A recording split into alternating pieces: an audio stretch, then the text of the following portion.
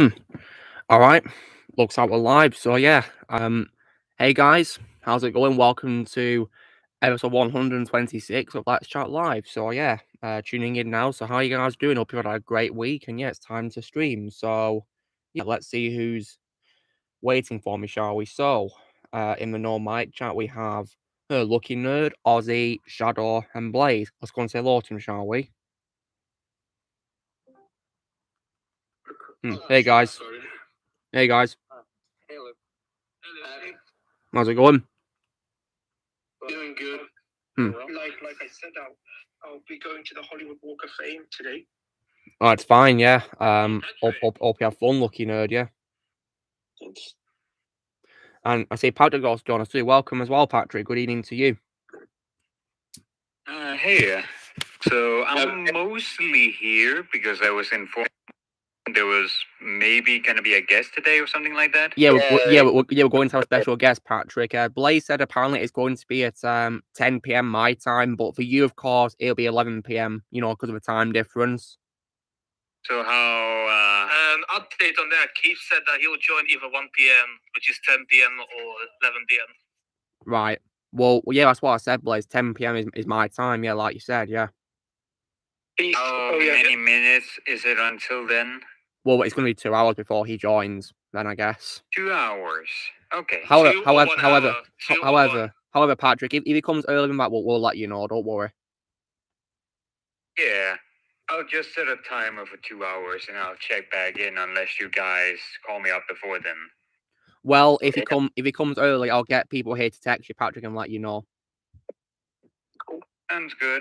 And if you guys, busy, yeah, it's fine. Yeah. If you're busy, Patrick, it's totally fine. Yeah, I understand. Yeah. Maybe at some point we should also get the other Keith. Wait, who are you talking about, Lucky Nerd? Have you ever heard of the actor Keith Ferguson? Keith Ferguson, yeah, I know him for doing lots of sketches and like voice acting. Yeah, I know. I sent him a message, but he hasn't replied yet. Well, he must be busy then. I take Isn't that the guy who voices Han Solo in the Lego movie? It is, yeah. And he also does a voice for him in Robot Chicken as well, Patrick. Yeah. Oh right, he's also Reaper in Overwatch. Mm-hmm.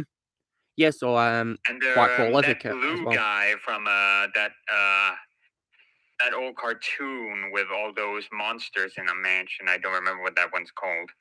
Yeah, but if you guys are wondering who a special guest is, who's going to be joining us, it's none other than the voice actor Keith Szarabajka. Wait, how do you pronounce that again? Szarabajka. It's Polish. Szarabajka. Oh, all right. Keith is Polish. I had to be running that too. I think it's his heritage. That's why the surname's Polish. Yeah, heritage. I mean, he's American. Keith is American, but I think he's got a Polish heritage, so that's why he's got that surname. Yeah. I've mostly only known him for two things. One, he's the voice of Laserbeak in Dario Moon, yes, and the other thing is he played that one cop in The Dark Knight. Yes, he did. Joker pulls a knife. He did, yes. That was Keith, yeah. And if you're familiar with, and also Patrick, if you're familiar with the Transformers Cybertron games, like War of Cybertron, Fall of Cybertron, and Rise of the Darkspark, he voices Ironhide too. Yeah. He's also Venom in Web of Shadows. Yeah, Venom in Web of Shadows, Spider-Man game. He did a great job playing Venom, actually. Really great job. Yeah, but that also brings up a little thing I want to potentially ask him about. Well, yeah, you can ask him when he comes, Patrick, yeah. Just while you're waiting, Patrick, why do you write down questions for him like you did with Fred Tattershaw? One step ahead of you. Well, you've already done it. Yes. Nice one. Yeah, keep doing it. Yeah, do it while we're waiting. Yeah, keep adding more if you can. Yeah. But the reason why I want to ask him one particular question is something I don't think you guys have entirely realized yet. This dude has worked with Heath Ledger before he died. Yeah. Well, Patrick, I'm pretty sure he'll of course work with Heath because we're in The Dark Knight together, weren't they? But are you talking about a film with him before The Dark Knight? No, he's in The Dark Knight. Yeah, I know he's in The Dark Knight. I'm just saying, is that what you're talking about when it comes to meeting Heath Ledger? Yeah, he got to work. I mean, he literally had Heath Ledger put a knife to his throat. Yeah, exactly. In Yeah, the movie. yeah, and that's incredible. Yeah, Oh, by the way, Shannon's here. Sharon. Yes, Hi. we have a special guest here. Another one, of course, which is Sharon Greenwald. So yeah, welcome, Sharon. Been a while since we've spoken to you, hasn't it? Yeah, well, it's been crazy around here. Crazy. Wow. I can assume you've been pretty busy. Yeah. Yeah, it's great to have you back. Yeah, we'll all miss you here. It's nice to hang out again.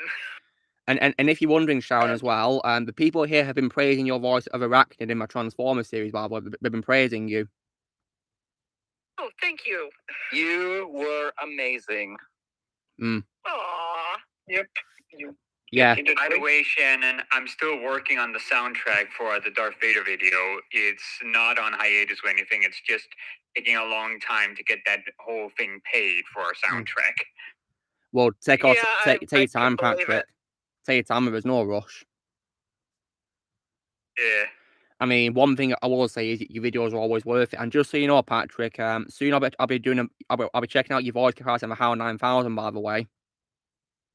Oh yeah. By the way, on the meantime, while I'm working on videos for the other channels at the moment, I've actually been working on another voice comparison in my off time. Oh, and it's for Scarecrow. Oh, nice, cool. Oh. Wait a minute, you have off time? What is that? Basically, just the times where like I need to take a break from some of my projects, basically like recuperate some of my some of my passion and will for it, so I can muster up the will to actually work on it. And I call that off time. I guess it's free time, more or less, or just break from the stuff. But anyways, yeah, that's basically what I do sometimes. And when I'm not working on those projects and I'm taking a little break from working on those, and I work on my voice comparison in the meantime, which is for the Batman villain Scarecrow, by the way, right now. Yeah, I'll be looking forward to checking it out, Patrick. And yeah, and speaking of Transformers, as we mentioned earlier, like wow, Rise of Beast yesterday, which was absolutely amazing. I loved it. Yeah, it was a wild roller coaster ride. I'm not gonna spoil it for any of you guys who've not seen it, but yeah, I really loved it. I'd recommend it. In my opinion, it was better. In my opinion, it was better than the Michael Bay movies. So, oh, Jay's here. Hey, Jay, what's up? How you doing, bro? Yeah, in case you're wondering, Jay, we're going to be in the voice actor Keith Szarabajka. I don't know if you know him or not. You may know him from The Dark Knight because he appears as that police officer in a scene with Joker. We're going to be interviewing him, and yeah. So I thought I'd let you know, bro. Speaking of that, he was also in one of the Bayformers films. Yeah, so Laserbeak.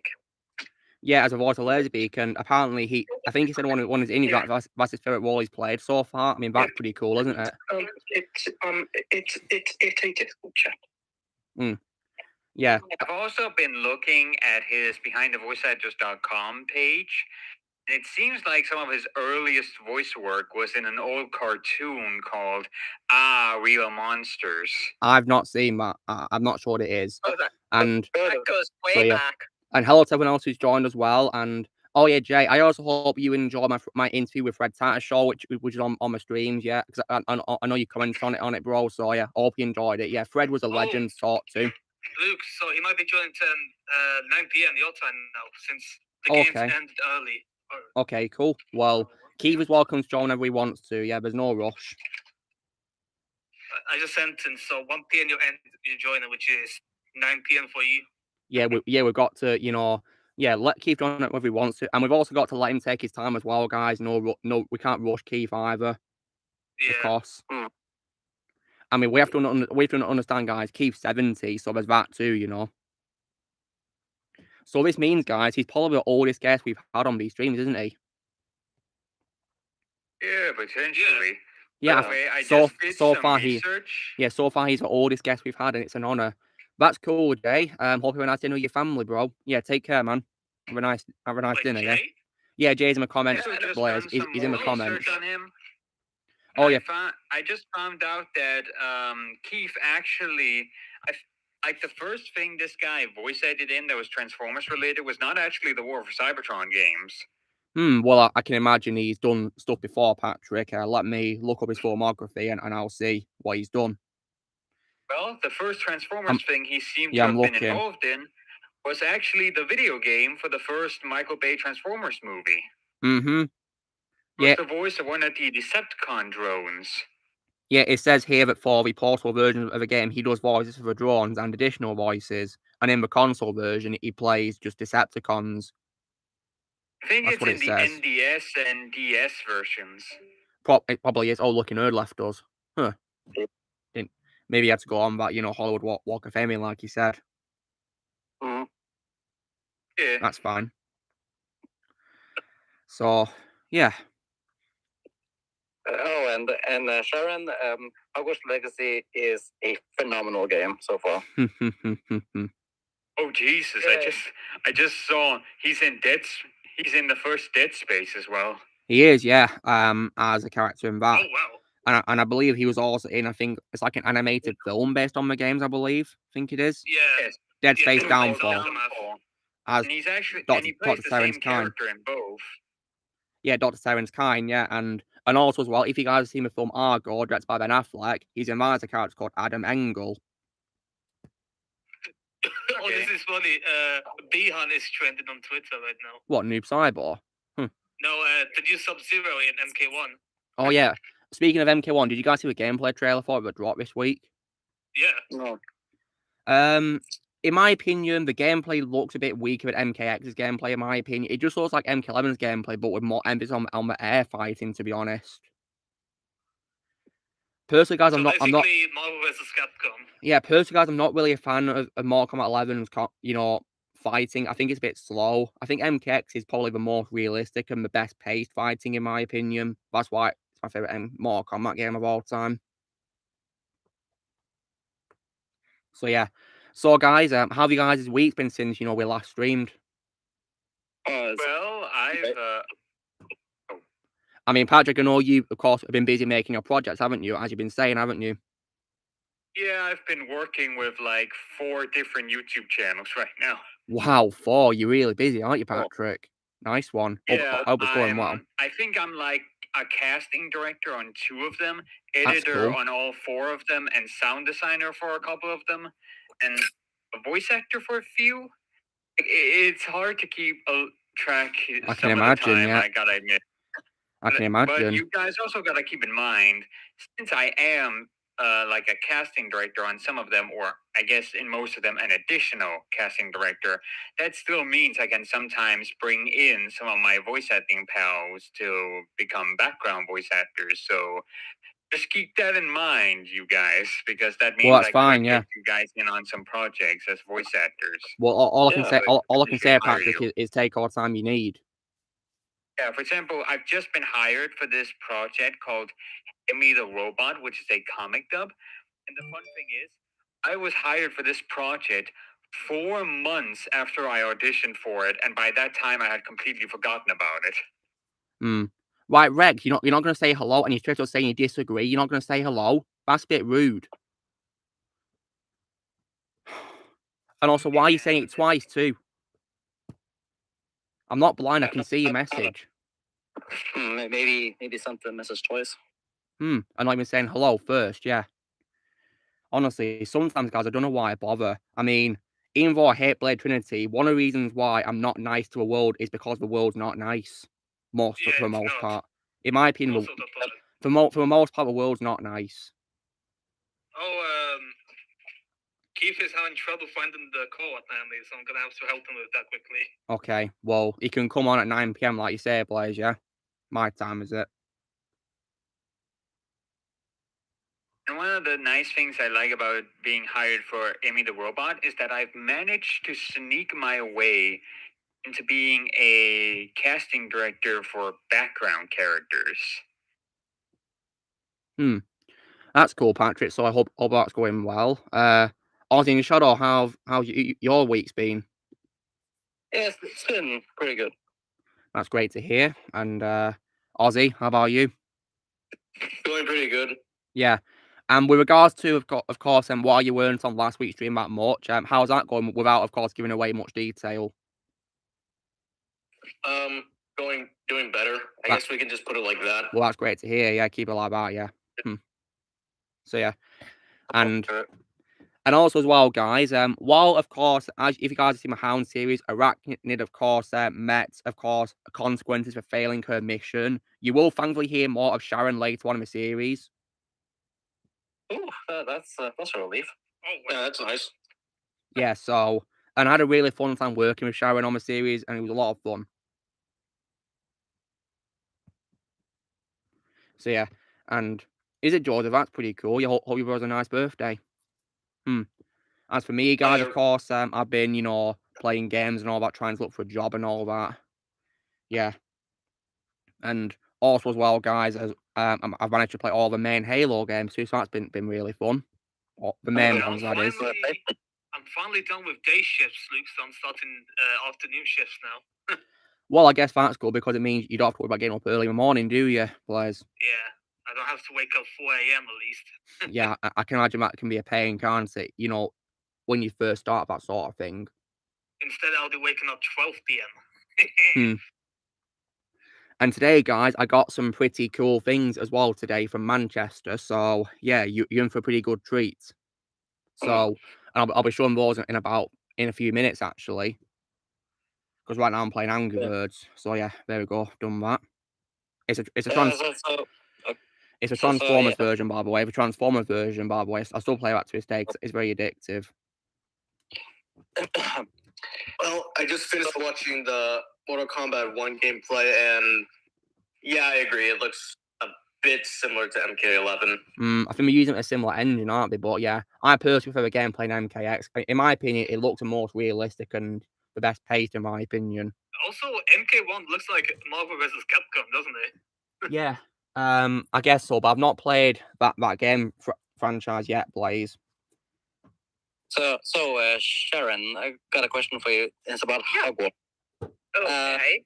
Have you found Hagrid's hut yet? Yeah, it's not far from where magical creatures class is. Yeah, and his tombstone is there. Yeah, but what'd you think of that when you saw it? I wanted to run in and see everything like it was when Ron was belching up slugs. Yeah, like in Chamber of Secrets. Yeah. No, Yeah. I think the game is just so visually beautiful. It looks it, yeah, from what I've seen of it. And I'm not a gamer, so I was playing on story mode, which meant that I was mostly invincible. But yeah, that's what I like to do, Sharon. Yeah, I like to do story mode too, really, to be honest. I don't really do multiplayer. I'm tired of that sort of thing, really, to be honest. And I thought the primary story was really well thought out, really well written. I never felt like this quest or the other quest didn't belong, that it was like a throw in. And even the side quests and the relationship quests, they all kind of worked together. Although I was getting a little annoyed with Poppy and her chasing after the Snidgets, but Yeah. I played as a Slytherin, so there you go. And also, Sharon, the developers of the game also has more respect. Oh yeah. Well, I mean, I of course respect them because I mean, Shadow. I found out from you last week that of course they paid respect to Robbie Coltrane, didn't they? At Hagrid's Hut, didn't they? Yeah. Yep. And that really touched me. So for putting that in the game, they've earned my respect. And I think anyone who works on that game, cast in the voice cast and like the makers of it will always earn my respect. And one example being Simon Pegg, who voiced the headmaster of Hogwarts in the game. And so it also looks like they don't give a crap about the whole J.K. Rowling controversy. I mean, why should they care? I mean, I mean, so it's a Harry Potter game. So like, what's the big deal? Seriously, it's just a game, for crying out loud. I'm just glad no Karen tried stopping me when I bought the game.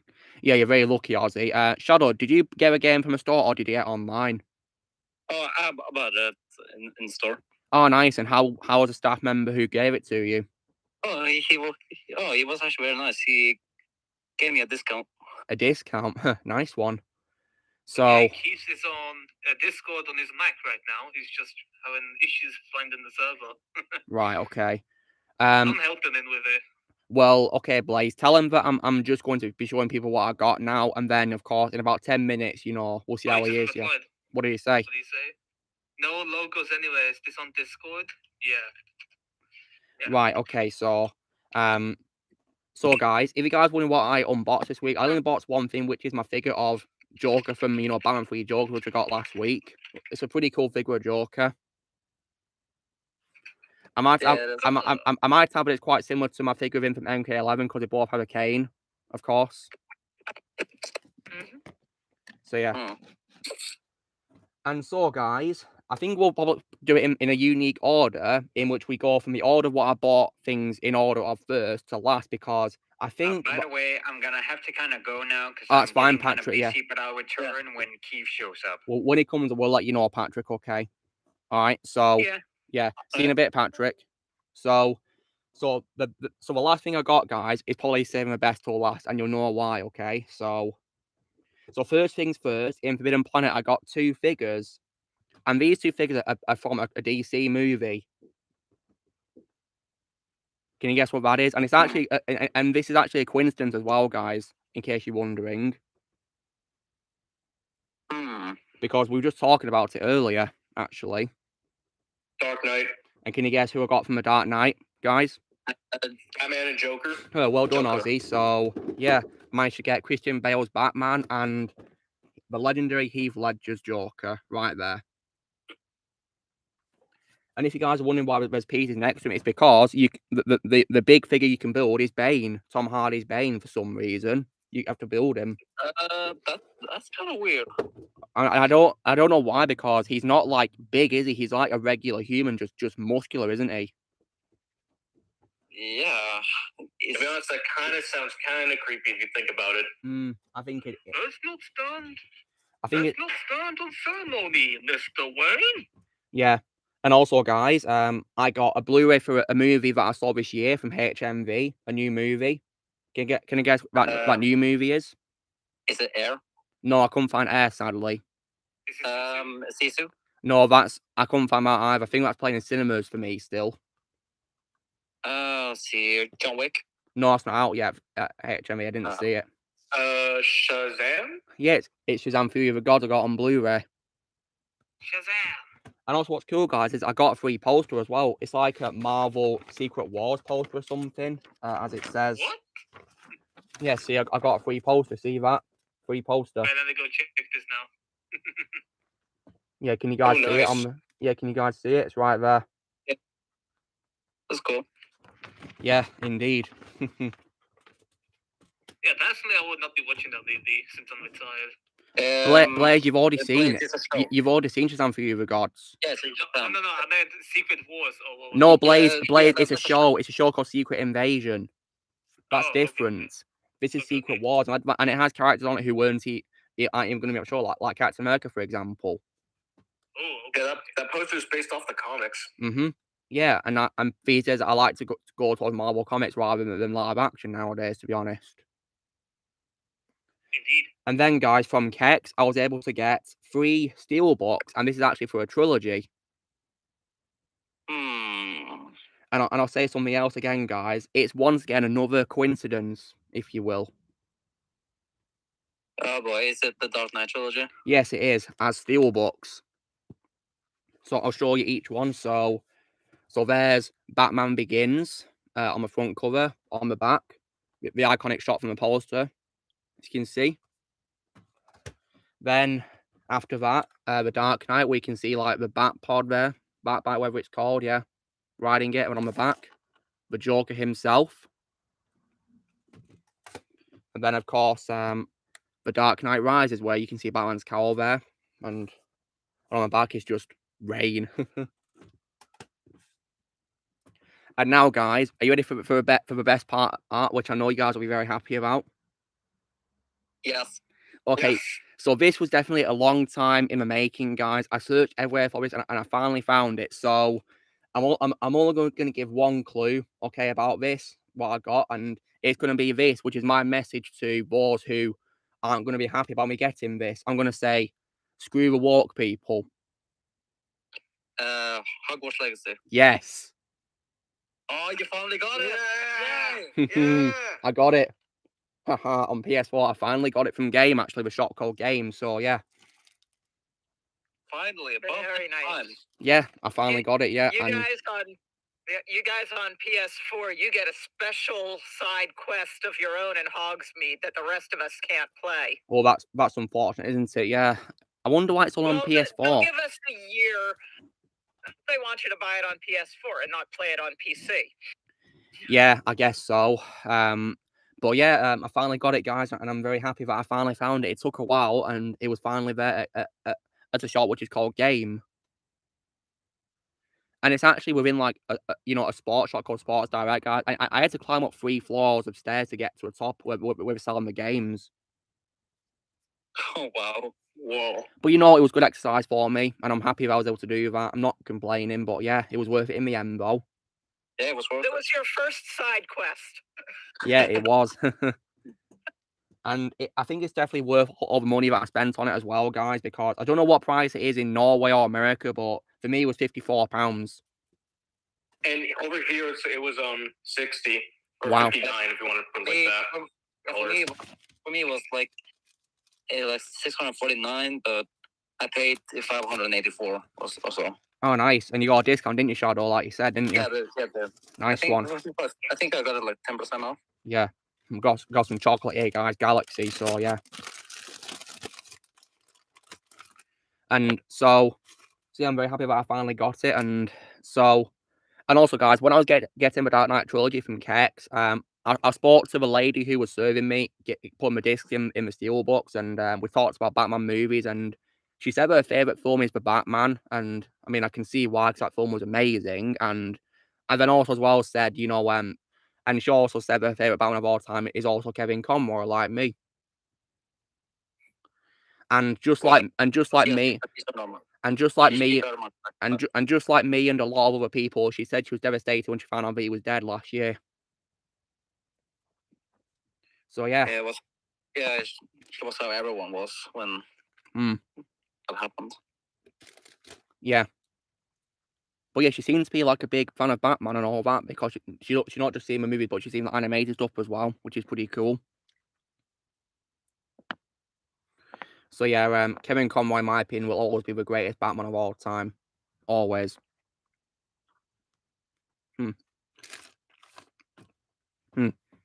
So, Sharon, have you by any chance seen my interview with other voice actors before today? I may have. I don't remember.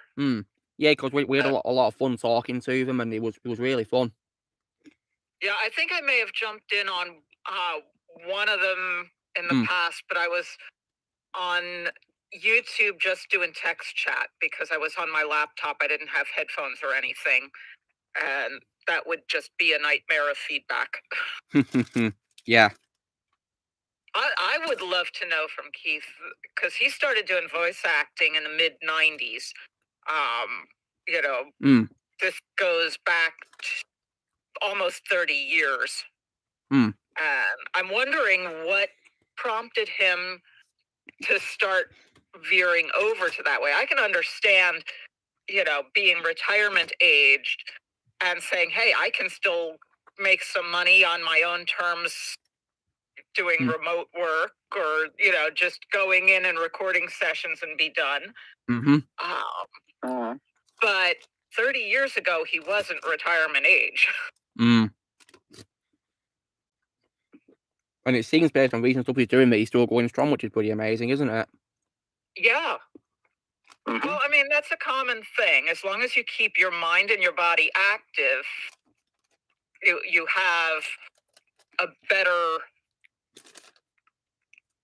possibility of longevity. Yeah. Your mind is a muscle just like the rest of you. And if you don't use it, that's when things go kaput. So Keith is having issues looking for the server, but I'm still helping him. Have you sent him a link to a server, Blaze? Yeah, he's in the server, but he can't find the server for some odd reason. That's weird. I mean, has he shown you what his screen's like? You know, what you can see and all that? So far, no, he hasn't. Hmm. What was the last thing he said? Let's see. No locals anywhere. That's strange. That is very strange. Nothing on my Discord looks like what you sent.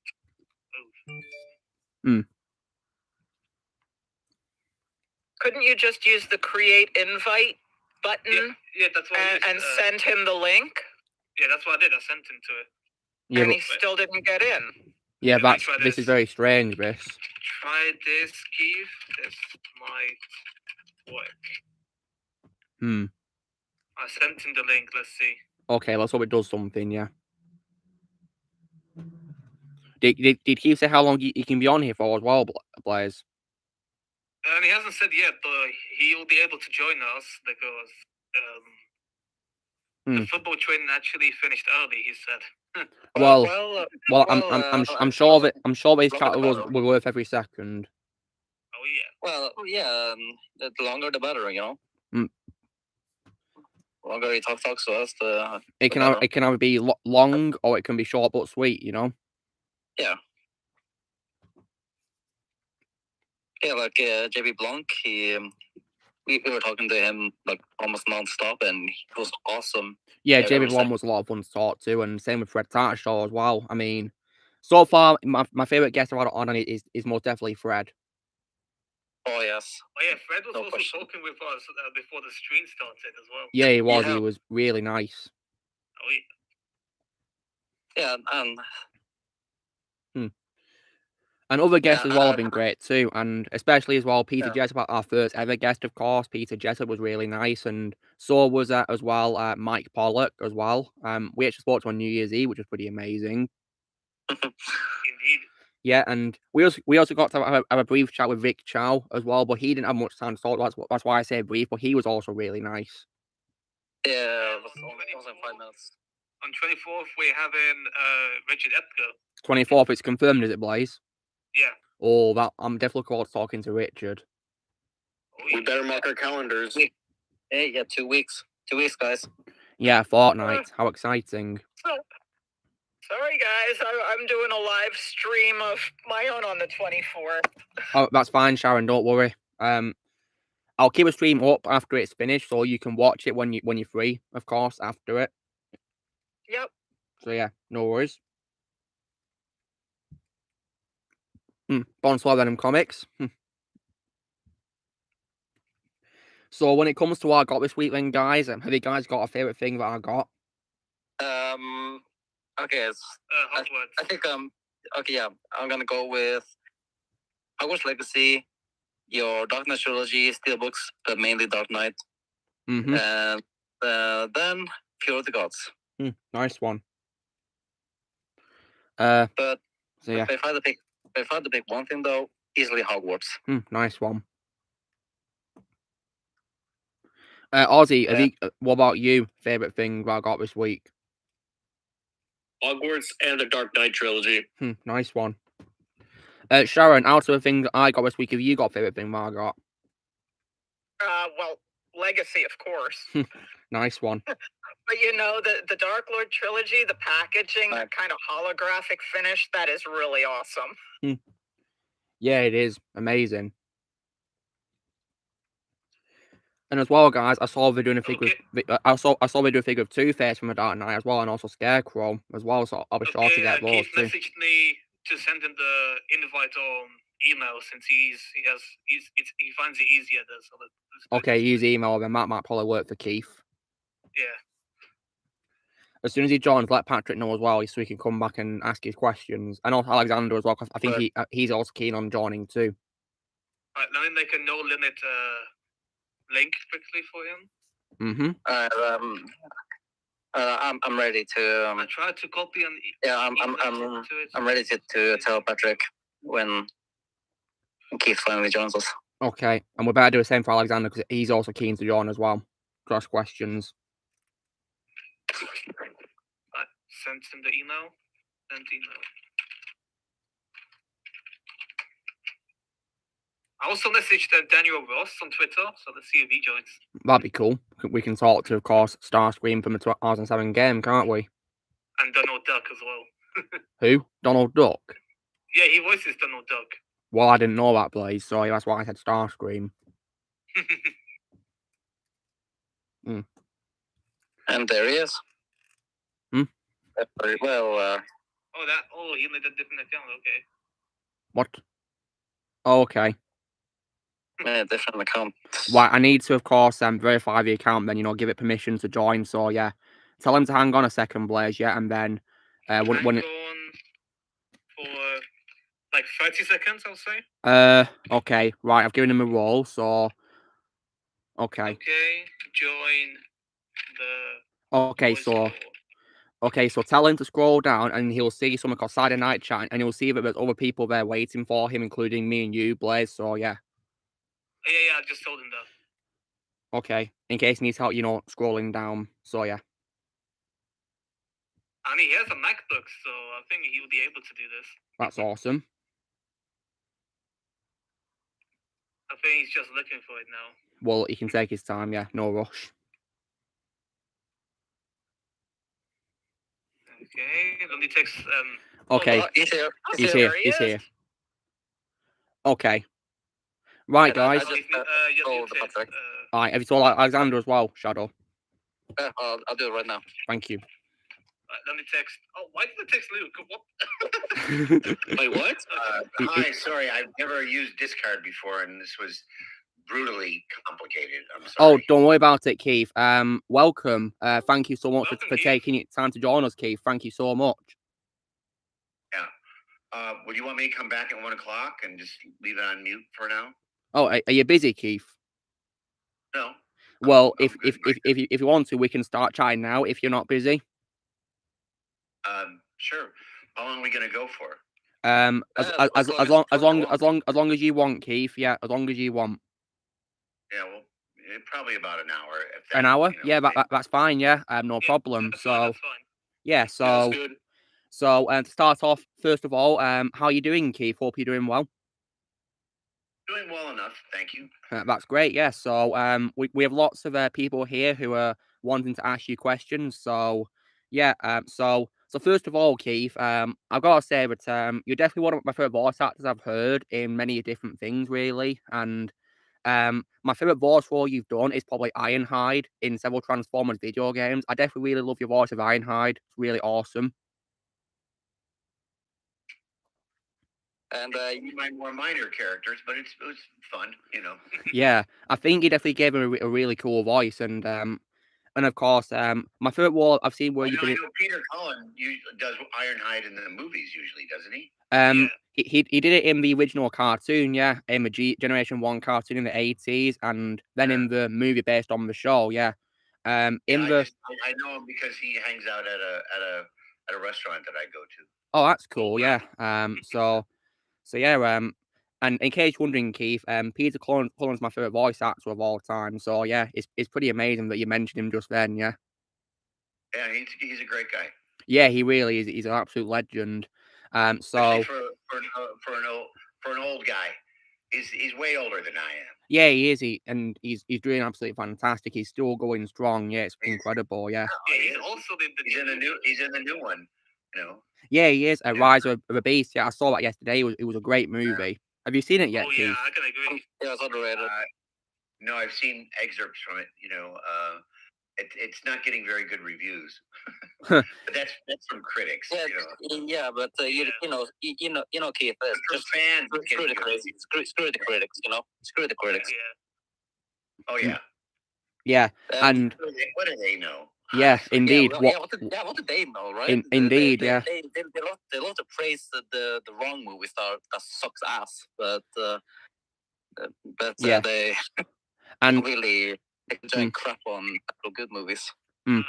Yeah, and also, Keith, my favorite role I've seen of you where you've been on screen like a live action role is probably when you play that policeman called Gerard Stevens in The Dark Knight, the movie. Yeah. That was a fun part. It was fun working with Heath Ledger. Yeah, legend. Yeah, may rest in peace. Yeah. What was it like working with? What was it like working with him, what's it Heath? like? What was it like working with Heath, Keith? He just was very supportive and very engaged, and he wasn't an asshole at all, despite all the the dialogue that he had. He was great. Yeah, it's really amazing how he was really nice in real life, but he plays an absolutely psychotic, terrifying villain. It's just amazing, isn't it? What you can do with acting. That's why they call it acting. Yeah, it's fantastic. And Keith, I've got another question for you. How was it like working for Christopher Nolan? Christopher Nolan is a genius, and he knows it. Yeah, he is a genius. He's an absolute legend. Are you going to see his new film, Keith, called Oppenheimer, coming out later this year? Probably at some point. Yeah. Yeah, it definitely. It looks really good. It looks really good. Yeah. Yeah. When I have 3 hours to spare at some point. 3 hours. Yeah, it's a big lot of time to spend. Avengers Endgame was also a masterpiece. Yeah, that was 3 hours too. What? Avengers Endgame was 3 hours, as an example. I didn't see it. Oh, you didn't see it, Keith? Not into the Marvel universe. Sorry. Oh, that's fine. Yeah, no worries. But speaking of Marvel, but you're not missing out now. Rings kind of fan, you know. Yeah. Wait. But, and Keith, when it comes to the MCU now, you're not missing out. Yeah. But speaking of Marvel, though, Keith, I definitely really loved your voice work as Ronan the Accuser in Avengers: Earth's Mightiest Heroes. I think you're probably my favorite Ronan of all time, actually. Well, that's nice because they haven't used me ever since I did that, which was a long time ago. Yeah, it's a shame, really. I think you definitely deserve to reprise your role one day. I agree. I think it's a definite shame they haven't used me. You know, it's like I'm going, geez, I'm here. Gotta try and get some job security there on some of the roles. Yeah. So, I got a question for Keith. I'm kind of at the end of all that. You know, I'm sort of. I'm not retired, so to speak, but I collect all my pensions now and Social Security. So I work when they ask me, basically. You know? I also really enjoyed you as Wolverine in that Ultimate Spider-Man video game. Yeah, that was a long time ago too. 2005. Yeah, I think that game was pretty good for its time. Speaking of Spider-Man, for Venom, what impression did you do, Keith? In Web of Shadows, the game. Yeah, Web of Shadows. I don't know what you're asking. I'm sorry. Did you do your own thing? Did you do your own thing? So when you voiced Venom inspired on Web of Shadows, the video game, Keith. We do like your own take on the character, or were you told to base your voice on a previous Venom voice? I don't even remember what the voice is. I'm sorry. It's so long ago that I did it. Well, it was pretty terrifying. It was really kind of a one-off deal, you know. I remember working on a Spider-Man in which I did a whole bunch of small roles. I played the guy who owned the pizza joint. I played a whole bunch of. Oh yes. You know, but I honestly I don't remember. I mean, I know I did Venom, but I don't remember it. You know. I mean, I'm sorry to just. No, it's fine, yeah. I mean, I can understand because that game is getting quite old nowadays because it's like it was from 2008, so yeah, it's been a while since it came out, and yeah. Right. By the way, Luke, I have joined the chat. Welcome, Alexander. Have you got a question for Keith, Alexander? Yes. Well, first of all, apologies. I'm ill, so my voice is not the best. Oh dear. Yeah, I did. Unfortunately, but hopefully I'll recover soon. Well, first of all, I wanted to say hello to all the people. First of all, Mr. Szarabajka. Is that how you pronounce your pseudonym, sir? No, you pronounce it Szarabajka. Szarabajka. Okay, sorry for that. I don't know why I had that misconception. I guess I was quite wrong about that. But yeah, Mr. Szarabajka. Big fan of yours. Really enjoy your voice work for Star Wars, as Catra Mazago. And for the many Transformers. That was a fun part. Apologies? It was a fun part. Yes. Underrated. Yeah, underrated. And there's the many Transformers characters, obviously, that you did as well. So it's a great honor speaking to you right now. It's amazing. And also, before I ask any questions that I might have, also hello to Sharon. It's been a while since you've been at one of these chats. Hi, Alex. Yes, and to everyone else, of course, to Luke, Miss Shadow, Blaze. Yeah. And, yes, hello everyone. Yeah, hello to you, Alexander. So do you want to ask your questions to Keith, Alexander? Whenever you're ready. Yes. Well, I have a few questions listed down, actually. But my first question, I think you probably already answered because I was listening to what you were saying. And obviously, you said you're not really into the Marvel universe and so on. So probably the answer will be no. But I was going to ask because you did mention Mr. Aziz, the pizza guy from the Spider-Man 2, who obviously first appeared in the Sam Raimi movie, and then you did him in the game. And I was wondering, first of all, when you were doing the voice for the game, first of all, did you listen to like the original from the movie, and did you try to replicate that, and or were you doing your own thing?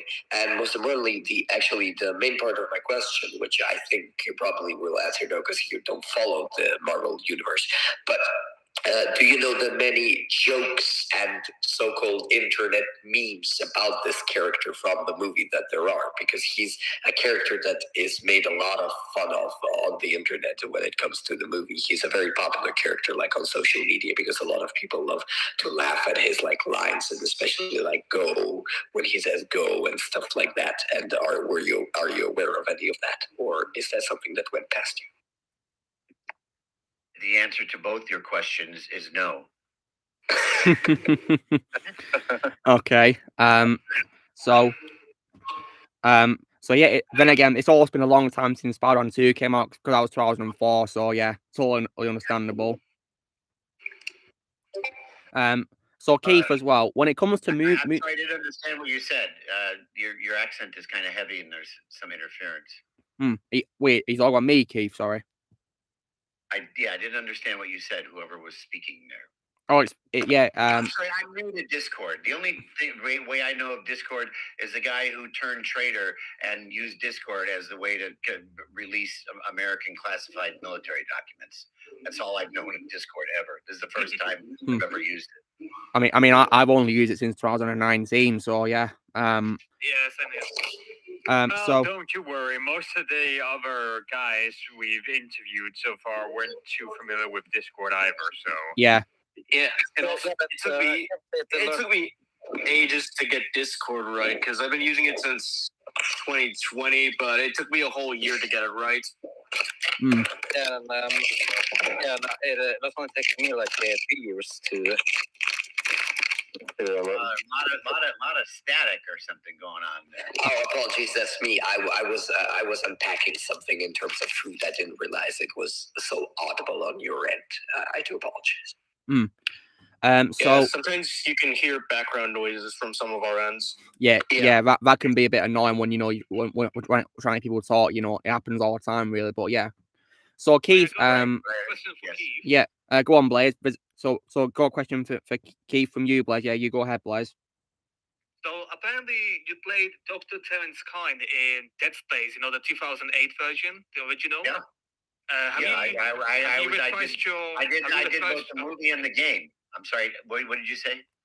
Have you reprised your role in the remake so far? No. Oh. Okay. They haven't asked me to.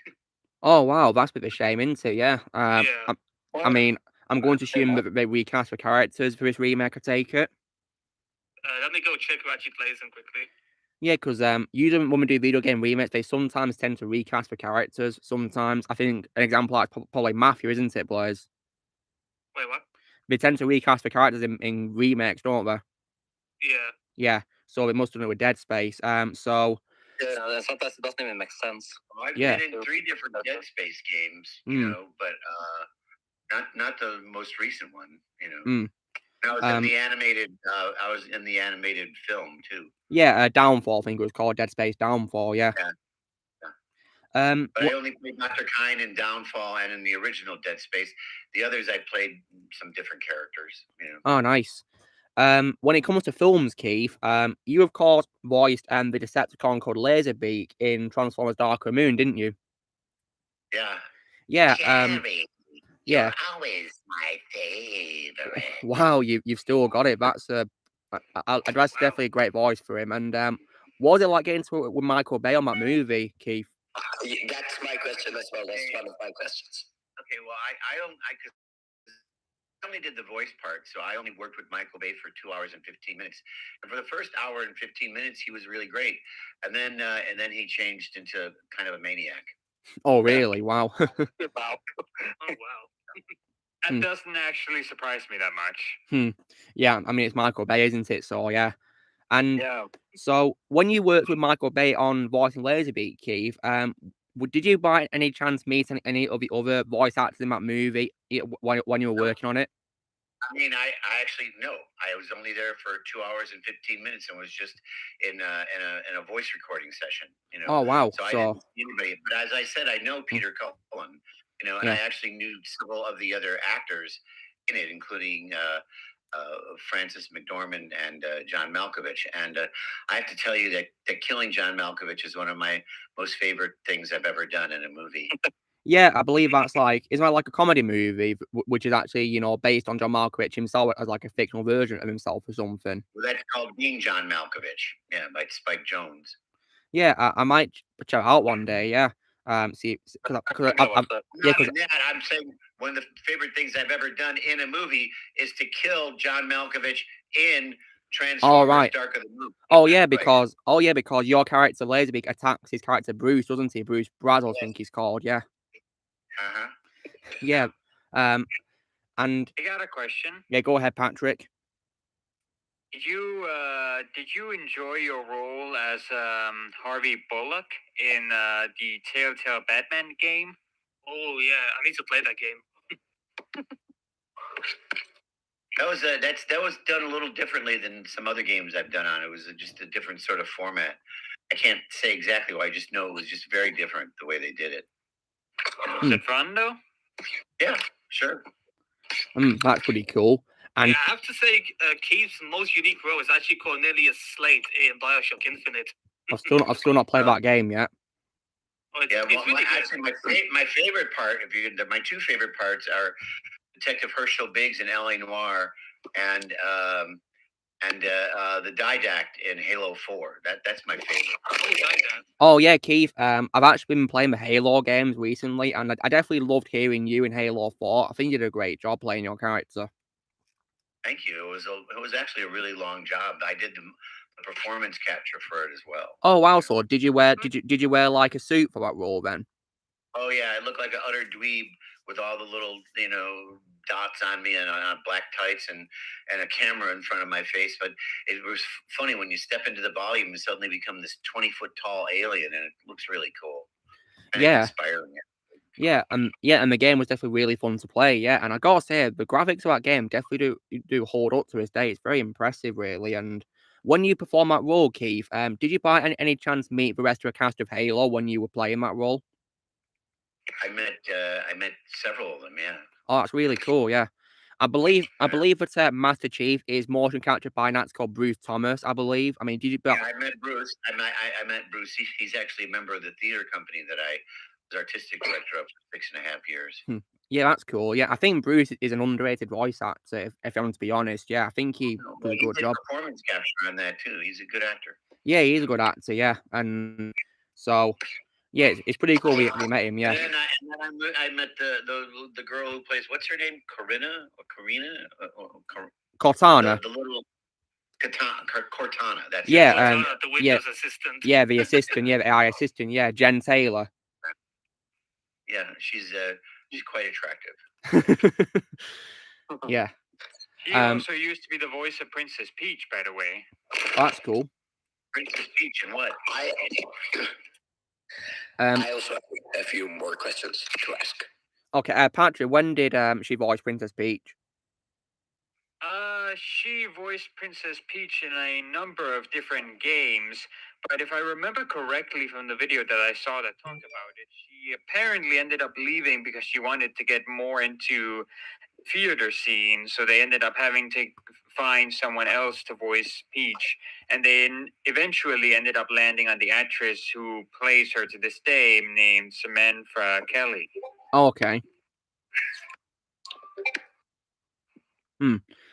So when it comes as well to other roles you've done, Keith, so what was it like working on Star Wars Rebels as your character called Cicatro Vizago? It was a lot of fun. You know, they do cartoons a little bit differently than they do video games. Like in video games, when you work, you hardly ever see anybody else. But in cartoons, especially on the Star Wars Rebels and many other cartoons I worked on, all the actors are in the same room, you know, on different mics, but you get actually to interact with the other actors. So, did you meet Jim Cummings as Hondo Anaka? Because you did share like several episodes. I don't know if I did or not. I don't remember. Oh yeah, speaking of Jim Cummings, I did send him a message. But he hasn't. I met Freddie Prinze Jr. You know, he was on. Oh, Kanan, cool. Yeah, yeah, and then the kid that played the lead role, I can't remember what his. Yeah, Ezra Bridger. Taylor Gray. Taylor Gray. Nice. I liked him, you know. But yeah, you know, you have fun. You do the job. They then tell you that you did great, or that let's do another take, and then you move on. You know. One question I have about Staccato Vazago is, were you directed by Dave Filoni, or who was directing you in terms of the voice? Dave Filoni was our director. Yes. Oh, that's cool. Oh, and what was he like? Very personable, very funny. You know. Man. That's cool. And good, solid director. You know. He also strikes me as just kind of a nice guy in the interviews. I'm sorry? Yeah, I said Dave Filoni kind of just strikes me as a nice guy in the interviews he's done. Yeah, he's pretty much, but he's no pushover. I mean, he's a good, solid director. You know, he knows what he wants, and he recognizes it when he sees it. You know, so which is good. And Keith, me and my dad are currently watching Star Wars Rebels. And we're at currently watching season 2. Yeah. Well, I did 8 or 9 episodes, I think, total. You know. Cool. Also, Keith, in one of the episodes, it's in season 4, the Crawler Commanders, I think it is. You voiced Vazago, but then you also did like a voice on like a comm or some kind of like. I almost always have you do another voice or two, you know. Yeah, and when you were doing those 2 voices, did you intentionally try to kind of differentiate them, knowing they'd be in one episode, or was that not really a priority? No, that's a priority. To make it different, I at least try to make my character sound different. You know. I got a question. Go ahead, Patrick. I'm kind of curious, Keith. How did you actually get into voice acting?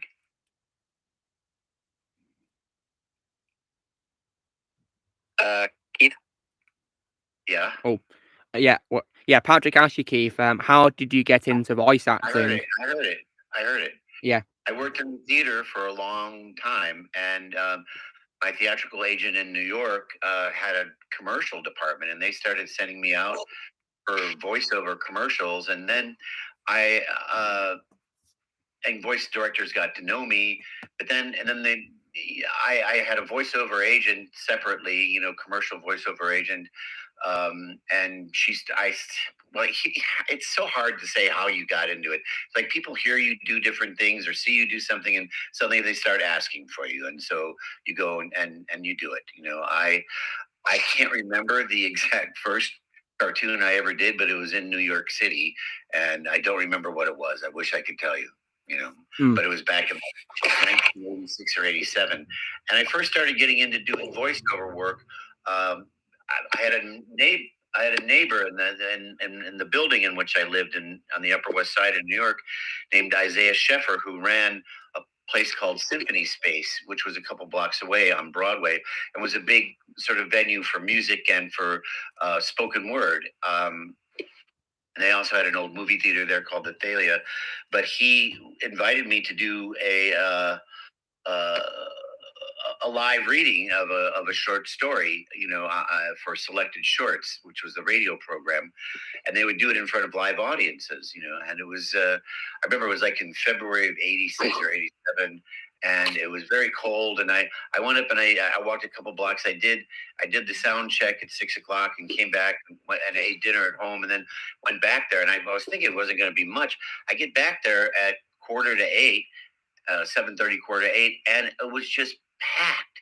There were people literally hanging from the rafters, and it was just kind of an exciting night. And a lot of people, in the industry, both voiceover and audiobook and cartoons, evidently go to selected shorts or listen to selected shorts. So I started getting a lot of work out of it after that.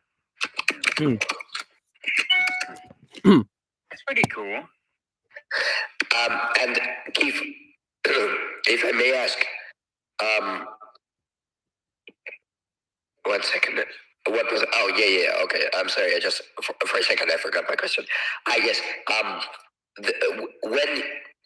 first of all, when you started doing the Secatro Vazago, I assume the answer is probably yes, but I'm just asking just in case. Had you watched Star Wars before that point? Are you kidding me? No, because I know some people who didn't, so I don't want to assume anything. I'm just asking. I remember watching the very first Star Wars in 1976, and I was hooked on it after that. I liked the sort of middle three the best. What was originally A New Hope, and then The Empire Strikes Back, and Revenge of the Jedi. Honestly, but yeah, I was always into it, and it's very funny. I did a play in Chicago in 1972 as the first professional play I ever was in, and it was in like the Off Loop Theater, and it was called Warp, which was the world's first science fiction epic adventure play in serial form, and George Lucas came to see it in 1972, and it was like in the fall of 72. And while I'm not saying that he copied it, I am going to say that the 3 episodes of Warp that he saw, and then the 3 episodes that were the middle episodes, the original 3 episodes of Star Wars, had similar sort of storylines. They were different. They had similar sort of heroes' journeys, and even the last one had a similar thing to like they had in Revenge of the Jedi. They had the Ewoks, these little cute things. Well, in Warp we had the Song to the Pleeples, and it was every bit as idiotic. It's similar sort of. And actually, I got one more. I got a question for you. What is your opinion on the prequels? They seemed overdone, and they were fine. Not as much fun as the originals. Yeah, I kind of agree with that. I think they're underrated. And also last up, I think they're underrated, but I think they were also overrated at the same time. I think there was a lot of hype to them, and I don't think they were as good as the original 3. Yeah, that's good. Fair. Well, fair enough. But what is your opinion on the sequel trilogy made by Disney?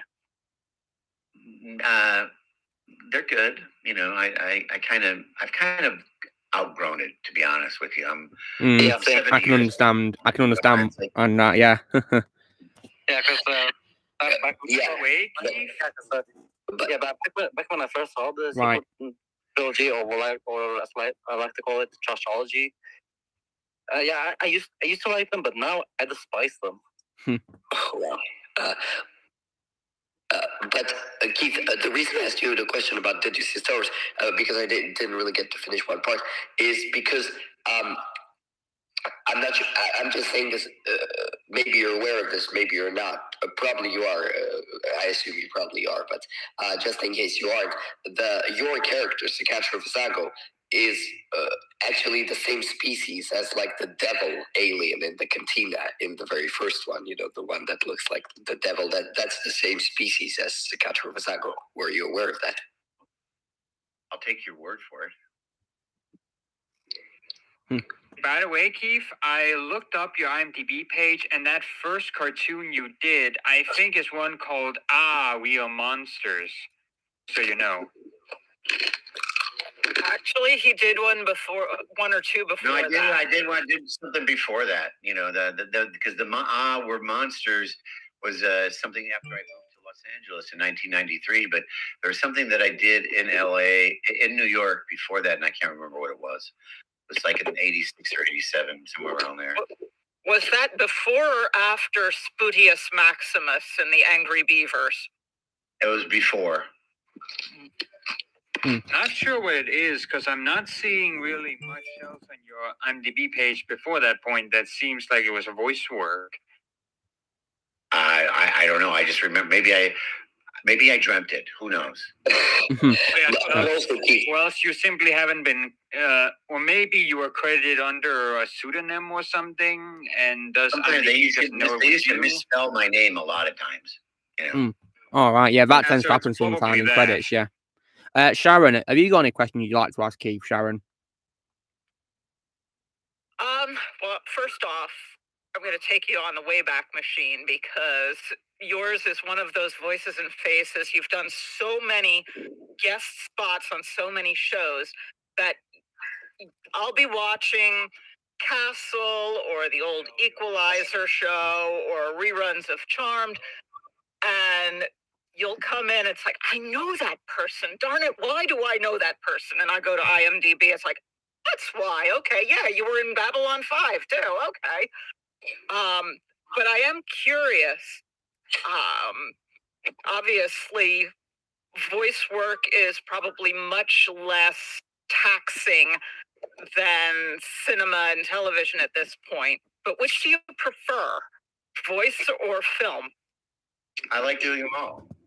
I like, especially if the writing's good. That's cool. Yeah, quick question for Keith. Go on, Blaze. Like what? In the Darksiders games, apparently you voiced a character called the Crowfather. Have you ever gotten a chance to talk with Fred Tadesh? I met Fred. You know, we never really discussed characters. I just go, "Oh, you're the guy who gets all my work." Yeah. Speaking of Fred, we actually had him on the call. Yeah. In case you're wondering, Keith. He's a really nice guy. He's a very talented voice actor. Yeah, he is. We spoke to him a few weeks ago. He was really nice, and we spoke to him for quite a long time and interviewed him. He was really nice. Yeah, no, he's a nice guy. Yeah, and he was feeding chickens on a farm while he was speaking to us. Yeah, which was pretty cool. And of course, well, sorry, I can't be that exotic. I don't have any chickens, nor do I have a farm. And what's cool is next Thursday is also his birthday, which is pretty awesome, isn't it? Next week is Fred's birthday. Next Thursday. So yeah, 15th of June. Oh yeah, in Darksiders 2, there's also Michael Wincott. I think he. Oh yeah, have you talked with him? How do I say this? Michael Wincott, sorry. Yeah, Michael Wincott. I've met Michael. I don't know him well, but I've met him. There's also Jamie Blanc. It's probably been 25 or 30 years since I saw him, though. Oh wow, that's a while, yeah. You know, we met. I think Sharon mentioned the Equalizer show that you were in, Keith. What was it like working with Edward Woodward on that show, who played the main character? Edward was one of the kindest, most talented gentlemen I've ever worked with in my life. Yeah, very good friend. Yeah, may rest in peace. Yeah. You see, I've not seen that show yet, Keith. But the thing is, I know Edward for being in a comedy film that I watched called Hot Fuzz. Have you ever seen that film, Keith? Yep. Yeah, that's one of my favorite comedy films, and Edward was definitely really good in it as his character. Really good. I also have a question for Keith. Yeah, go. Patrick, please. Okay, go ahead, Patrick. You first, and Alexander after you. Yeah. So, since this was a long time ago, I'm not sure if you'll have an answer for this, but I'll ask anyways. So back in the 90s, you starred in a show called The Wild Thornberries. And there was a moment where you played a villain, and his lackey, or right-hand man, or whatever, was played by a very beloved character actor named Michael Jeter, who passed away in 2003. Yeah, rest in peace to him. I'm curious, what was it like to work with him? Michael was he was very pleasant and he was funny. You know, like I said, when you do cartoons, you often work with your acting partner in the same room. So Michael and I were in the same room, you know, often working together. So I enjoyed working with him. I knew him from theater in New York too. Yeah, Michael was a good actor. I remember him more for being in, of course, The Green Mile, and when it comes to voice work, I definitely loved him a lot in The Polar Express, which I believe was unfortunately his final film. Yeah. I couldn't tell you. I don't know. Oh, yeah, Keith, on your IMDb, it actually does say you played Venom in 2018. Yeah, in Web of Shadows, yeah. That was No, this is not Web of Shadows. This is Marvel Powers Unlimited. IMDb doesn't lie, you know. Well, IMDb does lie, actually. Don't always lie, you know. Yeah, sometimes IMDb doesn't tell true stuff. Alexander, what's your question for Keith? Well, first of all, I would like to ask, so since you've done some live actions as well as animation, would you agree if Lucasfilm invited you to do live actions to Cachorro Vizago with like prosthetics and makeup or something like that? What do you think? I'm not going to say no, but I'm getting to the point where I'm kind of old to do that, you know? It might work, but I don't know. I'd have to see, you know? Yeah, totally understandable, yeah. And also, before I joined, did somebody already ask you about anything about the Dark Knight? Or we talked about the Dark Knight, yeah. Yeah, it was already asked. Oh, and about Heath Ledger as well. Yeah, we talked about how much of a nice person Heath Ledger was, yeah, to work with, yeah. And Christopher Nolan. Also. Yeah, we talked about him too. He's a genius, yeah. Oh, okay. Well, then I have just one final, very quick thing to ask. When you did Laserbeak, did you assume? Well, given he's a transformer and like a mechanical creature, whatever, did you assume that there would be some kind of effects applied to his voice, or did you think it was going to be natural? Like I don't know. It pretty much came natural. They may have applied something to it, but he made me do the voice the way he wanted to do it. You know, Michael Bay. Oh. And how much of the footage did you have by that point? Like, was there anything filmed, or did you? It was sort of like, it was all filmed. It was there was ADR. I actually voiced it to the. All right. Like a automatic on the picture. All right, so when you voiced him, Keith, you saw like footage of Laserbeak like doing things in a movie, and you had to like sync your lines with what he was saying or something. Yes, that's cool. Exactly. We do that as well. Yeah. So Keith, I got a question for you. I'm seeing your IMDb page, and apparently you've been in Batman Arkham Knight. So my question is, have you ever met Kevin Conroy? No. Oh, well, that's yeah. Were you working on your own when you did the voice for that game, Keith? He does Batman. He does Batman for the a lot of the cartoons, doesn't he? Yeah, he does. He does, yeah. And you probably have heard that. I don't actually remember ever meeting him. I mean, I knew the name. I probably met him somewhere, but I can't say that I know him. I gotta say, I'm fairly certain you're the voice of. I don't even know if you remember this, but in the opening of the game, we very briefly play as a police officer named Owens or something in a cafe, and I'm pretty sure you probably voiced him. Although I wouldn't be surprised if you probably remember that, since he didn't have a lot of lines. What are you talking about? I'm not sure what you're talking about. In Batman Arkham Knight, the game we just talked about, in the opening of that game, you very briefly play as a police officer named Owen. I'm pretty sure that's you. I don't remember. Right, right, guys, please don't interrupt, okay? Let one person talk at a time, okay? It's getting pretty annoying now, okay? Let one person talk at a time. Okay. But Patrick, he didn't play police officer. He played the two firefighters. Mm-hmm. Well, yeah, it's just because they did additional voices, and the character of Owen wasn't credited. But it's very much easy to assume that actors did multiple roles, even if they weren't credited for it. That's the whole point of additional voices. Can't remember. That's fine, yeah, no problem. So when it comes to other roles you've done, Keith, according to what I'm reading, it says that you were in a James Bond video game called Everything or Nothing. Do you remember working on that game, Keith?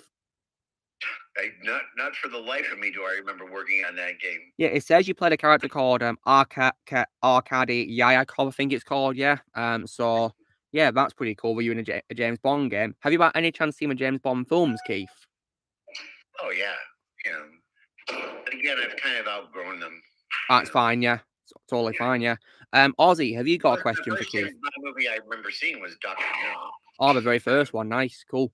So yeah. With my brothers and sisters, and my mom took us to the drive-in. Oh, that's amazing. Cool. Ozzy, have you got a question for Keith? Not really, to be honest. Oh, that's fine. I feel like most of them have already been answered. Yeah, we covered a lot, didn't we? Yeah, Keith, I also definitely love you as Mr. Freeze in Young Justice for TV show as well. Yeah, well, I vaguely remember it. Yeah. Again, when you do these one-offs, you don't always remember them. Some stick out, not always. Yeah, when you've done several hundred of them, you don't remember every one. I'm sorry to say. It's fine. Yeah, totally understandable. Yeah, it says you're only in two episodes of that show as well, and and would you be open to voicing Mr. Freeze again in the future if you're asked to? Of course. Yeah, because I think you're definitely a very underrated voice for a character, and I definitely would love to hear you reprise your role in a future project. That'd be pretty awesome.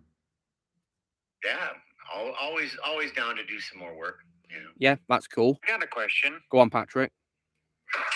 So Alex asked you earlier about the whole potentially playing your Star Wars character in live action. So now I'm kind of curious. Do you think you would be open someday to playing Harvey Bullock in live action if the opportunity ever presented itself? Yeah, sure, why not? Yeah, I mean, come to think of it, Keith, I think, in terms of like appearance, you do look a bit like Harvey Bullock, and I think your voice also fits him really well too. So I think you could probably be a good casting in live action. Well, then when you produce it, you cast me in it, all right? Yeah, I mean, if I was making a live action thing, I'd love to cast you. I mean, to be fair, your character in LA Noire is kind of similar to Harvey Bullock a little bit. Oh, very similar, very similar. And I've done Harvey Bullock before. I've done him. I did him in some weird sort of. It was like a game, but it was more like a cartoon the way they recorded it. So. Oh wow! We spoke about that earlier. Yeah, about one Telltale games. Yeah. It was really fun, and so that was fun. Yeah, I do it. But again, it'd have to be. I'm not getting any younger. And it's like I'm not sure if I want to be 80 years old and be Harrison Ford trying to do deeds of daring do, and it's hard enough to get through life as it is. Yeah, it was talking about recent things as well, Keith. I played the video game called Halo Infinite recently, and I've also got to ask, didn't you do a voice of that character called Torvarus? I think it's called.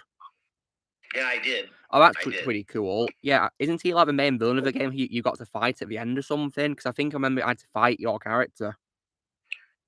Okay, well, then you know more than I did. Because yeah. I don't. I'm sorry to say I don't play the video games.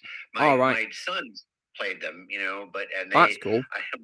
One of my favorite things that I had was I'd be listening, they'd be playing the game, and suddenly I just heard coming from out of one of their rooms going, "I just killed Dad." I'm glad that I can let them get all their Oedipal urges out that way, Yeah, I think that answers the question in the comments, because someone in the comment is actually asking, do your children make fun of you whenever they play games and they hear your voice in them? Yeah, well, that just answered it, yeah. I guess that answers it. I'm not sure they're making fun of me, but they kind of get into it. Yeah, so that sort of triggers another question that I have. Did you ever take a job because your kids said, "Oh, Dad, you got to do this"? No. Oh wow. I mean, would you do it, Keith, if your son asked you to play a role, like desperately or something, like begging you to play the role? Actually, my son is actually a director. My oldest boy in the DG8. I just did a. Oh wow, that's short cool. Film. I just did a short film that he was in. It's called Runaways, and I don't know. It's in post production right now. Oh wow. Is it live? Will we be able to watch it online? I would assume so. At some point, it's not out yet. It's still in post production. Oh, that's cool. And is it going to be live action or animated, Keith? I'm sorry, you were speaking when I was speaking, so I didn't know what you said. Is it going to be like live action role of yours, or is it going to be like a voice role? It's the live action role. Oh, that's cool. Yeah, I'll definitely be on the lookout for this. Yeah. I'll be checking that out. This kind of reminds me of something kind of funny. So you know that old live action Mario Brothers movie? Right? You know that one? No. It's, Was it with Bo Haskins? Yes, that's the one. It's funny because this reminded me of something I heard from the movie, because the main villain of the movie, Bowser, was played by Dennis Hopper. Dennis Hopper, is it? Hopper, yeah, Dennis Hopper. And the funny thing is that at some point after he had done the movie, his son had seen the movie and was like, Dad, why did you play that bad guy in that bad movie? And he said, well, I did that so you could have shoes. And he just replied back with, Dad, I don't think I need shoes that badly. Well, my sons have never said that to me. They're always happy to get their shoes. Oh yeah, you know, speaking of live action roles, Keith, as we were talking about, I also remember that you were in a film directed by Ben Affleck called Argo. I mean, do you remember working on that movie, Keith?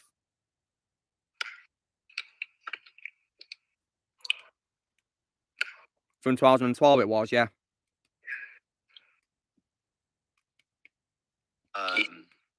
Yeah, it was the Best Picture winner. Yeah, it won the Oscar for that, yeah, which is pretty amazing. Well deserved. Also won the Screen Actors Guild Award for Best Ensemble. You know. Yeah, well deserved. Yeah. Yeah. No, it was a great movie to work on, and Ben is a lovely man. You know. Oh yeah. Very yeah, because I was literally about. I'll tell you a couple.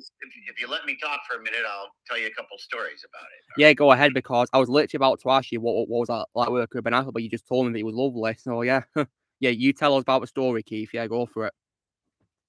So I get this, like in the summer that we shot it, which was like 2010, 2011. I get a call from my agent saying that they want you to come read for this Ben Affleck movie, and it's a small part. So you want to read for it? And I looked at it and I went, well, it's a small part, so I don't, can you just ask? Only a couple scenes, and I go, can you ask the casting director to ask Ben if he remembers me? And if I have to come in. And so he and I actually did something in 1986. It was an ABC after school special called Wanted the Perfect Guy that actually won a daytime Emmy for it, in which he was like 12 years old, 12 or 14, I forget which.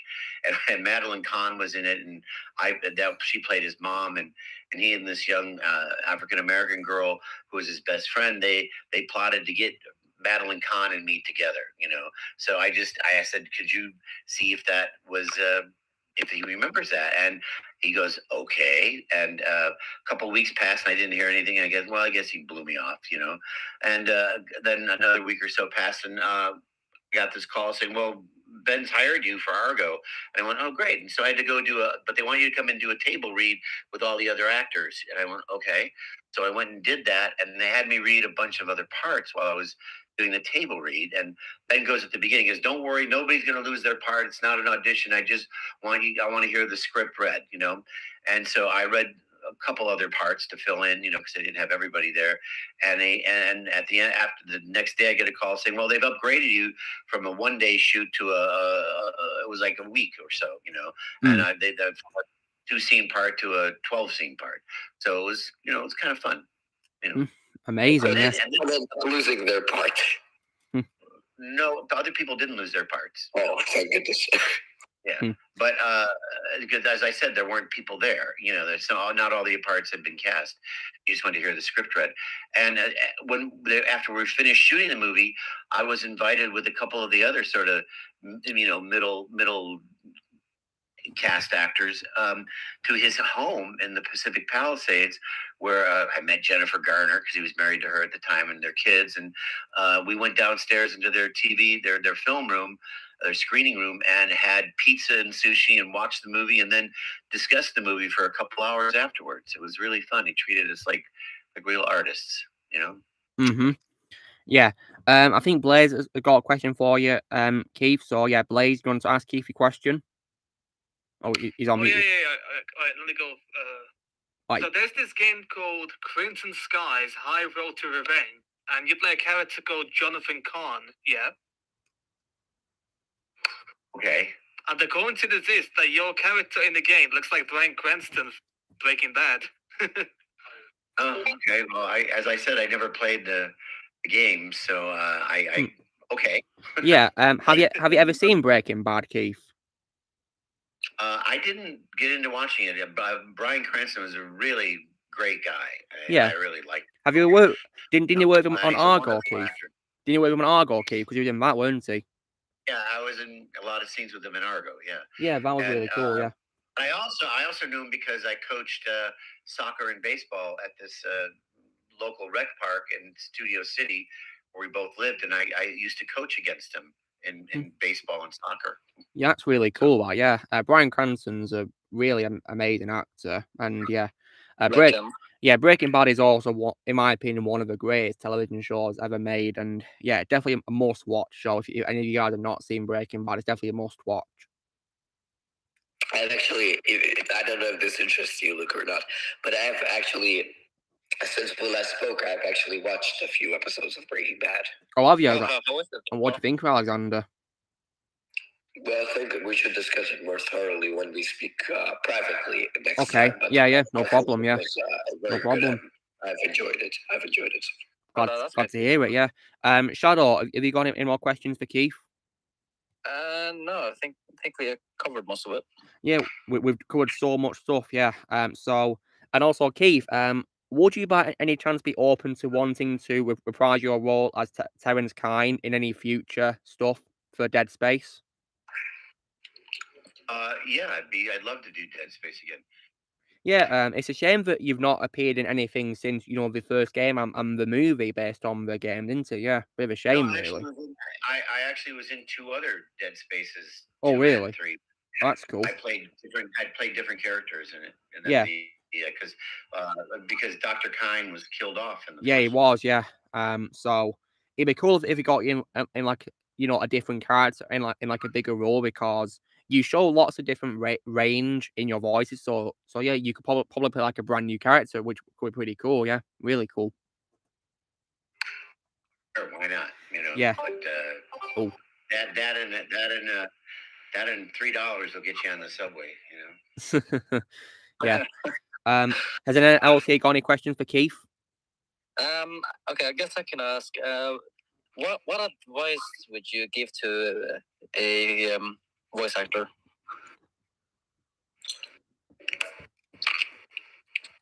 Or what kind of advice would you give to a future voice actor? Learn how to act. Yeah, good one. Yeah, I guess that would be a great start. Oh yeah. Mm-hmm. That's where you got to begin. It all stems from being able to act. And being able to understand a character and being able to understand a script and understand what going through lines of action are, and know how to differentiate your one character from the next, especially if you're playing different ones. And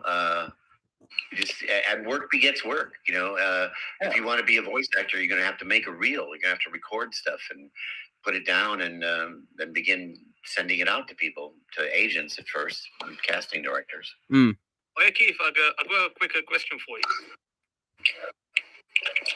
Have you by any chance met Richard Epker? Richard Epker, the voice actor. No. Oh no. Oh, it's because we're having him on the call in 2 weeks. Yeah, great.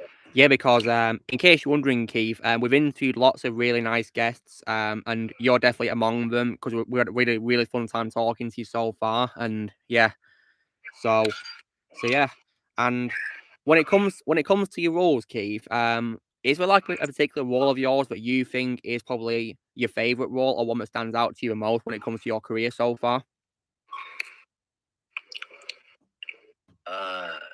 Yeah, I mean, I've loved all the characters I've played in one way or another. But my favorite characters, and looking back, are Holtz in Angel, and Donatello in Supernatural. And haven't you also said Laserbeak? Laserbeak was a lot of fun, but they never reprised Laserbeak. Brought him back. He got killed off, and yeah, he did. Transformed to the moon, you know. Yeah. So they never brought him back, which I was sorry for, you know. Because and did you know anything about Laserbeak before that point, from the cartoon or where he appeared before in the Transformers universe when you were approaching this role? No. What I learned about him, I learned from the script and I looked at some previous footage of him, but there wasn't that much really, you know. Yeah, it's interesting because I think Darker Moon is probably the first time we've probably heard Laserbeak talk from what I can remember, because in the original cartoon that the Transformers films are based on, Laserbeak doesn't actually talk. He just makes like bird noises, really. So right. Yeah, it's what I'm saying. They had him talk. They had him talk in Dark of the Moon. Yeah, and of course you gave a voice, and it was definitely a great performance, Keith. And also, guys, from what I can remember about the movie, wasn't it Optimus Prime himself that killed Laserbeak in that movie? Or was it Bumblebee? I don't remember. Didn't he crash his head against something or no? Hang on, I'm never sure exactly where he died. It was in the big melee at the end, you know. Yeah. I want to say it was Bumblebee that killed him, you know. I'm gonna look it up real quick. By the way, Luke, I made you a thumbnail for the video. Thank you, Patrick. I'll be sure to change. I'll be sure to add it after a stream. Yeah, thank you. Yeah, Luke, I think it's actually Sam. Yeah. It's actually Sam who killed Laser. Yeah, so it seems, Keith, that in this movie that you've watched Laserbeak in, your character got killed off by Shia LaBeouf. I mean, how does that feel for you? I mean, do you know Shia LaBeouf, Keith, the actor? I've met him. You've met him? Oh, that's pretty cool. Yeah. What was like getting to meet him? I did a table reading of a script that Francis Ford Coppola wrote, and it turned out that a friend of mine had done a reading of the same script 15 years before. And it's one of those that Coppola keeps bringing people back after he's worked on it to read through it, and then it never gets done. And Shia LaBeouf was reading the lead in it, and he comes up to me and he goes, "Can you not read this stuff and then read this stuff, because I want this to happen?" And I said, "Okay, you're gonna have to bring that up with Francis, you know." Yeah. Yeah. You know, and I went, I'm not a big fan, honestly. Fair enough. I mean, I think Francis has made lots of, great movies. I mean, because I've so far seen, of course, his Godfather trilogy. I definitely love those movies. Well, Godfather 1 and 2 are arguably two of the best movies ever made. Yeah, they are. 3, not so much, you know. And yeah, it's okay. Yeah, I think 3 is weaker. Not as good as the other two. Yeah, but personally, my favorite movie has done is Bram Stoker's Dracula. Yeah, I need to watch that Dracula movie soon. Yeah, I need to give it a watch. I mean, I'm sure. Gary Oldman. Yeah, Gary Oldman. Yeah, phenomenal actor. Gary Oldman is. Yeah, he was of course in The Dark Knight too. And he's a great guy. You know. Yeah, I enjoyed working with him on The Dark Knight. Yeah, did you by any chance get to talk to him, Keith, when you played your role? Oh yeah, that's cool. In fact, I took to his sons, Charlie and Gully, with my sons. I took them motorboating on a lake in Wisconsin while we were shooting Dark Knight. That's amazing. Yeah. Amazing. Yeah. And it must have been definitely a privilege to have met Gary Oldman, because I think he's, in my opinion, one of the greatest actors of all time. Yeah. Really amazing. Yeah, I said he was. Yes. Oh wow! And you a freaking don't get married to him. I think he's been married 5 times. Yeah, I believe he has. Yeah. Patrick, do you have a question, Patrick? Yeah. One. Gary Oldman's a freaking chameleon. Like, that guy can sliver into any role he wants to with the right makeup and voice. It's pretty impressive. Yeah, I love the thing I wanted. Yeah, the thing I want to ask is, what's your favorite movie? Well, my favorite movie? Yeah, have you got one, Keith? Pinocchio. All right, is the original one? Which one? The original Disney one. That was great epic adventure. And then I love Casablanca and Casablanca. Casablanca's masterpiece. Yes, it is.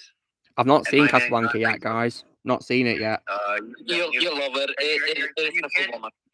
You can't count yourself a movie buff until you've seen Casablanca. Okay, yeah, I'll definitely give it a watch. Yeah, when I can, hopefully. Yeah. I mean, I've heard it's like one of those, like, shall I say, legendary movies. So yeah, it's amazing. Yeah, and also the acting work in it is incredible. It's black and white. The dialogue is incredible. It just the storyline is so great and very evocative. And sometimes it's actually really funny too. Funny. Yeah, Okay. You know. When it comes to actors, Keith, have you got a favorite actor that you love to watch the most when you watch things? Yeah, me. You love watching yourself. Good one. I love seeing me work. I love seeing me work. What I don't like, I actually usually hate myself the first time I see myself in anything. Well, you know what, Keith, I can see it relate. after that 2 or 3 times, I start liking it better. You know? Well, you know So what, it's one Keith, of I can relate. I can actually relate to that because I do YouTube videos for a living, Keith, and when I look at my old videos, it kind of makes me, it kind of makes me cringe a bit seeing my younger self in my old videos. Also, I can relate to that. I can agree with that. Don't. Okay, so Keith, I got a question for you. What's the worst movie you've seen? Oh God, I can't. I don't know. I try to forget it. Honestly, I can't tell you what the worst movie I saw. I just there was a terrible movie that I remember from when I was a kid and at this boarding school I went to, and the nuns every Tuesday night would show us movies. And I remember one was called "Son of a Gunfighter," and it was just even as an 8 or 9-year-old, I went, "Oh my God, this is horrible." The acting was horrible. The cinematography was horrible. Everything was horrible. But yeah, I modern day movies. I don't know. There's been a lot of bad movies. Yeah, you're not wrong at all. Mostly from Disney. I have just come up with a question, actually. Keith, have you, in terms of your roles, and the roles you have done in different projects, just any roles, I don't know, Vizago, Laserbeak, the Dark Knight character you played, whatever. Have you ever watched those movies in other dub languages, like, I don't know, whatever, Russian, Thai, Chinese, any language, Italian, any language? And if you did, what do you think of the way you were dubbed in some of those? Do you enjoy watching yourself like in other languages? I don't think I ever have watched it in a different language. I know that things get translated into different languages, but I never actually watched it.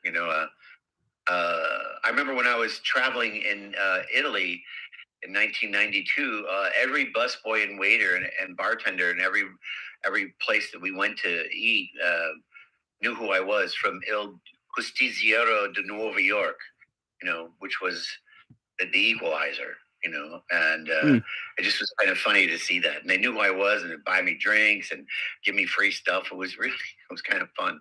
But did I ever watch it? No. I would actually love to go to Italy one day, for like a holiday. Something I've never actually been before. It's great. It's great, Luke. A lot of great places. My parents want to go there as well. It's a great place to go. Honestly, it's really beautiful. You can't go wrong. Yeah, I really would love to visit it. Yeah, we're at the 1 hour mark now, ladies and gentlemen. So yeah, we are. So yeah, is that okay for you then, Keith? Yeah. Yeah, I think I'm done. Unless you guys have something further you really need to ask me about. Is there any last question you guys want to ask Keith before we wrap things up? Just a quick question. Okay, you go ahead, Sharon. You give Keith your question, yeah? Okay, this is a quick one. When you're voicing for animation, which comes first, the animation and you ADR, or the script and they animate around what you've spoken? And when you do cartoons, it's almost always, unless you're like dubbing an anime or something or some foreign cartoon, it's always that the voice work comes first and then they animate around it. Whereas when you're doing and sometimes with video games it's that way too, but sometimes in video games they already have it and they want you to ADR to what they've done. Oh, nice. That's how it works. Cool. Interesting. Any other last questions, guys? I don't have a question, but I just have a bit of a comment I wanted to make very quickly. Just a little observation that Keith might find interesting. Occasionally, when Keith speaks, there are some parts when you sound a little bit like the actor Willem Dafoe to me for some reason, Keith. Just an interesting observation I made. I don't know, maybe you don't really care, but just something funny. I found at some points you sound a little like him. Yeah, do you know Willem Dafoe? Do you know Willem Dafoe, Keith? Yes. Yeah, apparently, yeah, Alexander thinks that your voice has a similarity to his. I mean, have you met Willem Dafoe, Keith? Yes, I have. Oh, wow, and what was it like meeting Willem? He just, when I did a play called Cops in Chicago at the Organic Theater Company that I was a member of, and then I replaced actually Joe Mantegna in it for 6 weeks. Oh, wow. And then later, we came, it was also a member of the theater company. And when we did a play later that we wrote called Bleacher Bums that was pretty successful about fans in the Wrigley Field bleachers during a baseball game. And in fact, it was very successful. Ran here for 11 years in 10 months in LA. We did it in Chicago, and then we did it in Philadelphia and New York, and we did it, and then they did it in LA after I stayed in New York. But as we first opened Bleacher Bums in a theater called the Performing Garage, which was an off Broadway theater downtown, and William Defoe was a member of that company. In fact, the woman with whom he lived, I think her name was Elizabeth Lecomte, was the artistic director of Performing Garage. And our rent for being able to perform Bleacher Bums at the Performing Garage was to allow them to do the Cops, which had been written by David Mamet and a guy named Terry Curtis Fox, but was basically a lot of the final script was improv a lot on the basis of the script that they'd written. And Willem Dafoe played the same character that I played in it. Wow. Joe Mantegna. And that's where I met him. Wow, it's pretty cool that you shared a role with Willem. Yeah, really cool. Yeah, awesome. Yeah. I think, yeah, Blake, you got a question. You asking your question? Yeah, your last one. Yeah. Okay. So Keith, when it comes to you dubbing, like characters, do you watch the video and talk at the same time, or do you do it like you watch it and then you dub over? I'm sorry. Are you talking about dubbing? Yeah. Yeah. Yeah. Well, dubbing, you have to watch it. You have to watch it, and you have to try to match as close as you can, at least the timing of the voices, and the characters. Like whatever it was in the original language, you try to match the length in the language that you're dubbing it into. Awesome. It must be a godsend when it's a character that doesn't have a mouth. Oh yeah. Yeah, but you still have to match whatever sounds they're making. Yeah, of course, that's important. Yeah. Yeah, that's like on the projects we do, Luke, right? Yeah, of course. So has anyone else got any last questions for Keith? I'm completely blank. Okay, Alexander, do you have one? No. Okay, so anyone else got any questions? I'm dry. Okay. No one. Okay, well, right. So I think now probably a decent time to wrap things up. Then yeah. So yeah, Keith. Thank you so much for taking time out of your day to speak to us. It's been an absolute honor. Thank you so much. All right. Well, enjoy yourselves, gentlemen and lady, and thanks for talking to me. It's been a pleasure, Keith, and hope you have an amazing day. Thank you so much. Yeah, it's been an honor talking to you. Thank you for having you. Yeah, thank you so much. Amazing to have you. Oh yeah. Gone. Wow, that was amazing. That was a lot of fun. Wow. And in 2 weeks we're having Richard Epco. Yeah, so that's gonna be exciting, isn't it? Yeah, so make sure you guys get your questions for Richard. If you want to come to a chat to speak to him. So yeah, but that was really fun, wasn't it? Talking to Keith. Yeah, he was really nice. Oh yeah, he was. I have to scoot now too, because for me, it's getting time to start futzing in the kitchen to make dinner. Well, head out now as well. Actually, it's a convenient time for me to. Well, thank you so much for taking part, guys, and speaking to Keith, and coming on. So, and Alexander, hope you get better soon as well. Thank you. Yeah, get well soon. Yeah. Soon, Alex. Yeah, get well soon. Bye, And guys. take care, Sharon. Bye-bye. Yeah. All right.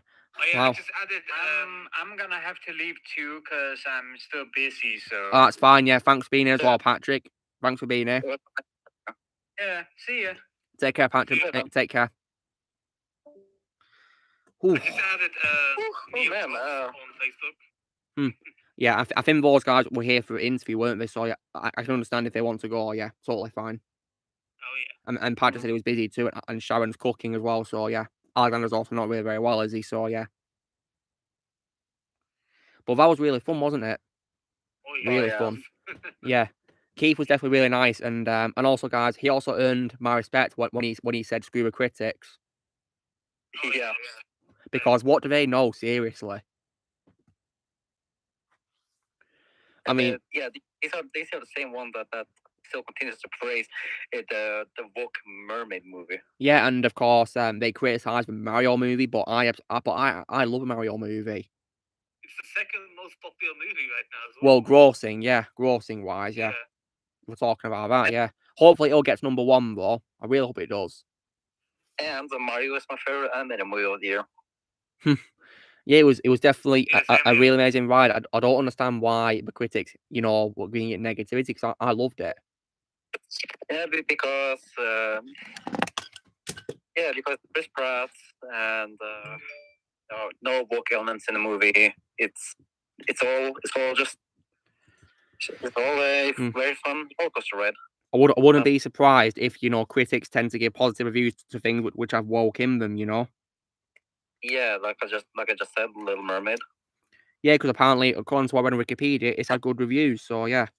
Hey Daniel, in case you're wondering, then we were interviewing a voice actor, Szarabajka, a very prominent voice actor in lots of things. We had a lot of fun talking to him. So yeah. In case you're wondering, Daniel, yeah, because in the comments, guys, as you can see, Daniel Skinner.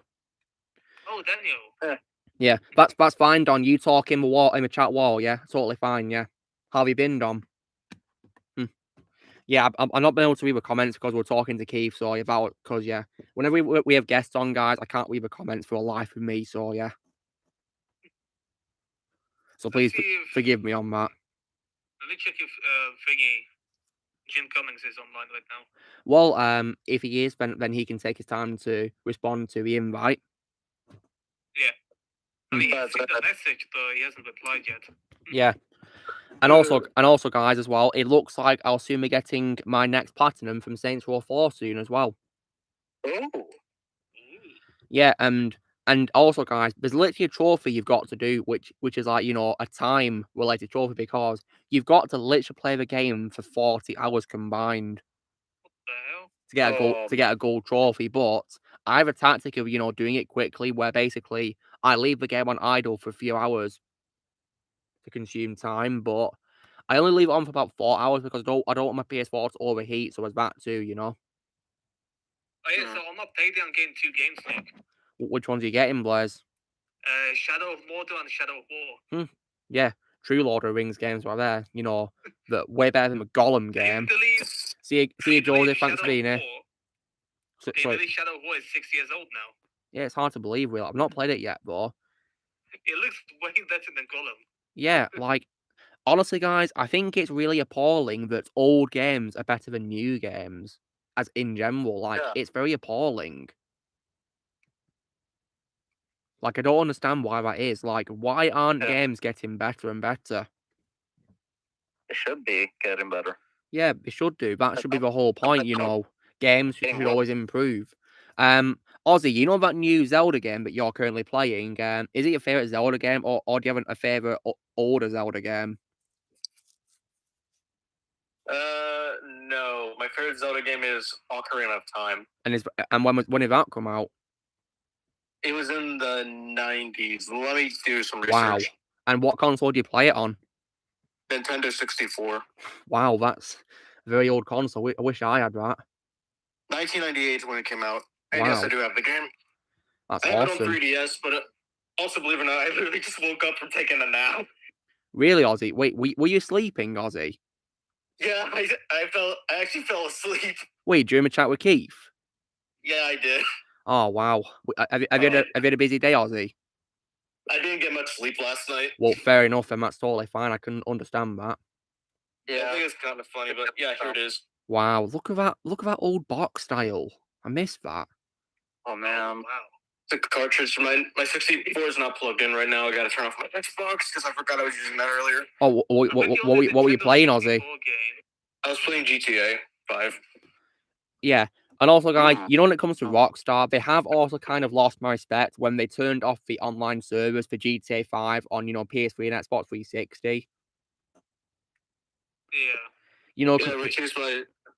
Yeah, because I'm pretty sure that there's probably players who are still out there who play on those consoles who still want to go on multiplayer and all that. So I feel bad for them if they want to go online, but they can't anymore. And it sucks because GTA 5 online on PS3 is free. Yeah, exactly. But yeah, here's the Nintendo 64 right here. Wow, look at that. That's not plugged in. Not plugged in right now because there's too much stuff plugged in. And Ozzy, Ozzy, you know when it comes to Nintendo's consoles, Ozzy, which Nintendo console is your favorite one? Nintendo Switch. Nice one. Oh yeah, Ozzy. What is it? Do you have the game Conker's Bad Fur Day? I really want to get that game. Well, what's it on, Blaze? Original Xbox and Nintendo 64. So not on PS2? No. Oh wow. I wonder why it's not on PS2. Well, the reason behind that is because the game company Rare got bought out by Microsoft back then. So that's why then. But why is it on Nintendo 64 then? Because Microsoft didn't do 64, did they? Because the game originally released on Nintendo 64 before getting a re-release on original Xbox. Oh, I see. Okay, makes sense. Yeah, I have video game history knowledge in my brain. Yeah. With all due respect, though, guys, I don't know everything about video games, so yeah, I don't know everything in general. I'm not an encyclopedia.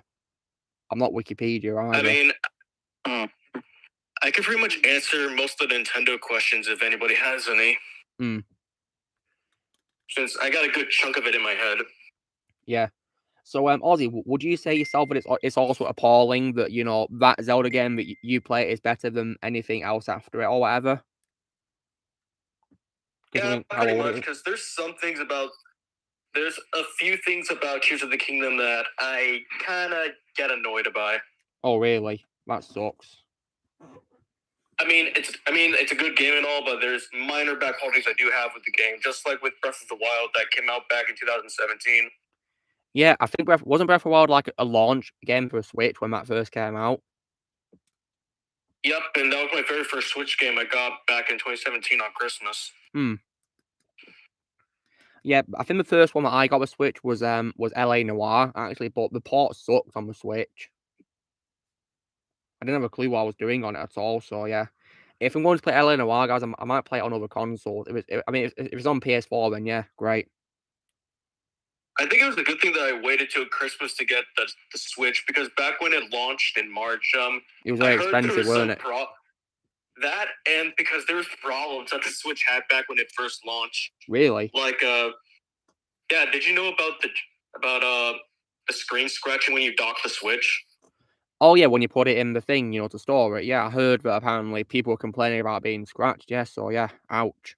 Yeah, and people putting on the Joy-Cons the wrong way. Yeah, like there's that when you too. Put yeah, the wrist straps. Yeah, the wrist straps when you put them on the wrong way. Yeah, there's that too. Thankfully, I've never had a problem with that. Yeah, I haven't had that problem either. And also, the only problem I had with my Switch was Joy-Con drifting, which I still hate to this day. Wait, what's that supposed to be, Ozzy? Basically, when the Joy-Con starts moving automatically without you touching the analog stick. Yeah, that happens to me sometimes. Like, I'm thinking, what's it doing? I'm not aiming left or right. What's it doing? Yeah, that happens a lot with my PS3 controllers. PS3? Yeah, oh, dear. I know Switch is actually very easy to fix, though. Well, there's 3 solutions. Easy one, but then there's 2 expensive ones.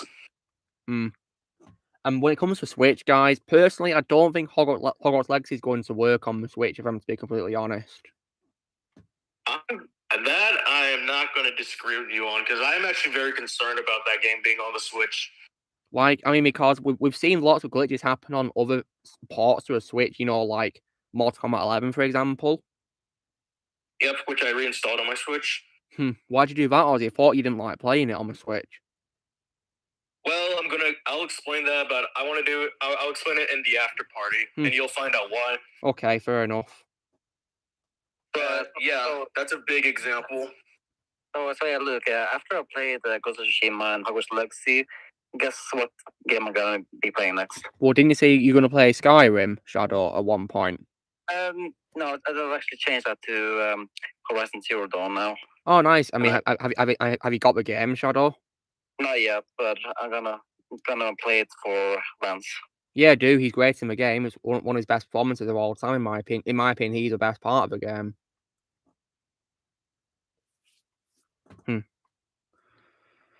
So, yeah, and also, guys, after I've platinumed Saints Row 4 by, you know, waiting to do a 40-hour trophy thing, I've got like about 9 hours left or 8 hours or whatever. So, yeah, I think in after party I might leave it on, you know, to idle and all that while I'm talking to you guys, and yeah.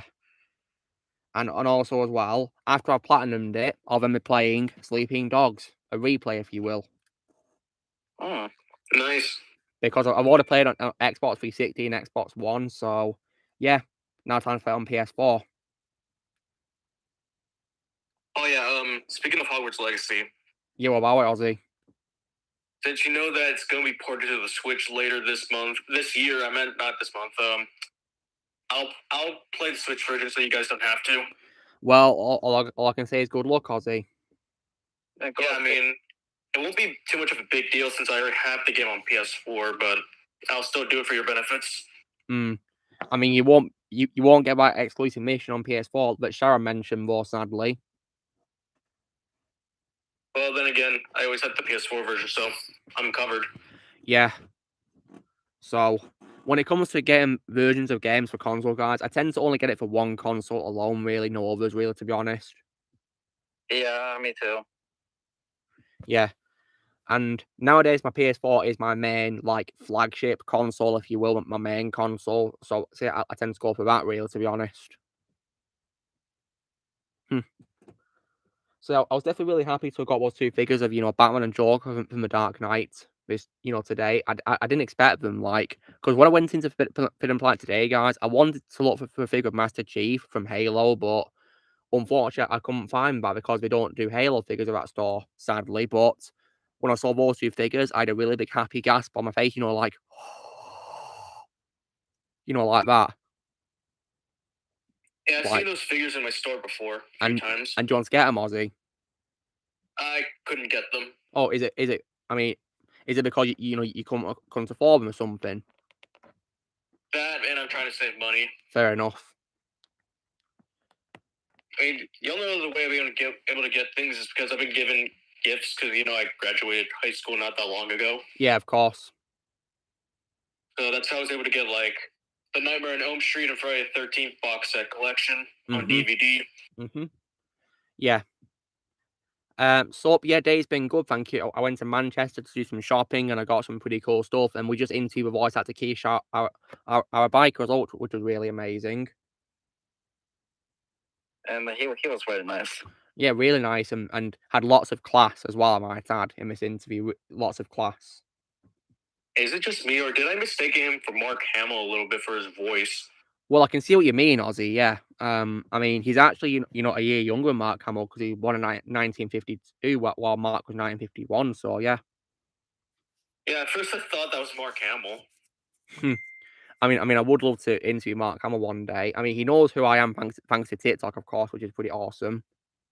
Yeah, it's still amazing that he commented on your video. Yeah, for those of you who don't know who are watching, I did a TikTok on Mark Hamill's birthday in 2021, and I tagged him in it. I wish him happy birthday, like a shout out, and he actually commented on it saying, "Thanks, mate. This is easily one of the best birthday presents I've ever had." Yeah. Look, maybe you should try and invite him. I mean, I'd love to invite him, yeah, if he's down for it, of course. It depends on if he has, like, anything planned or like, any restriction when it comes to fan meetups or whatever.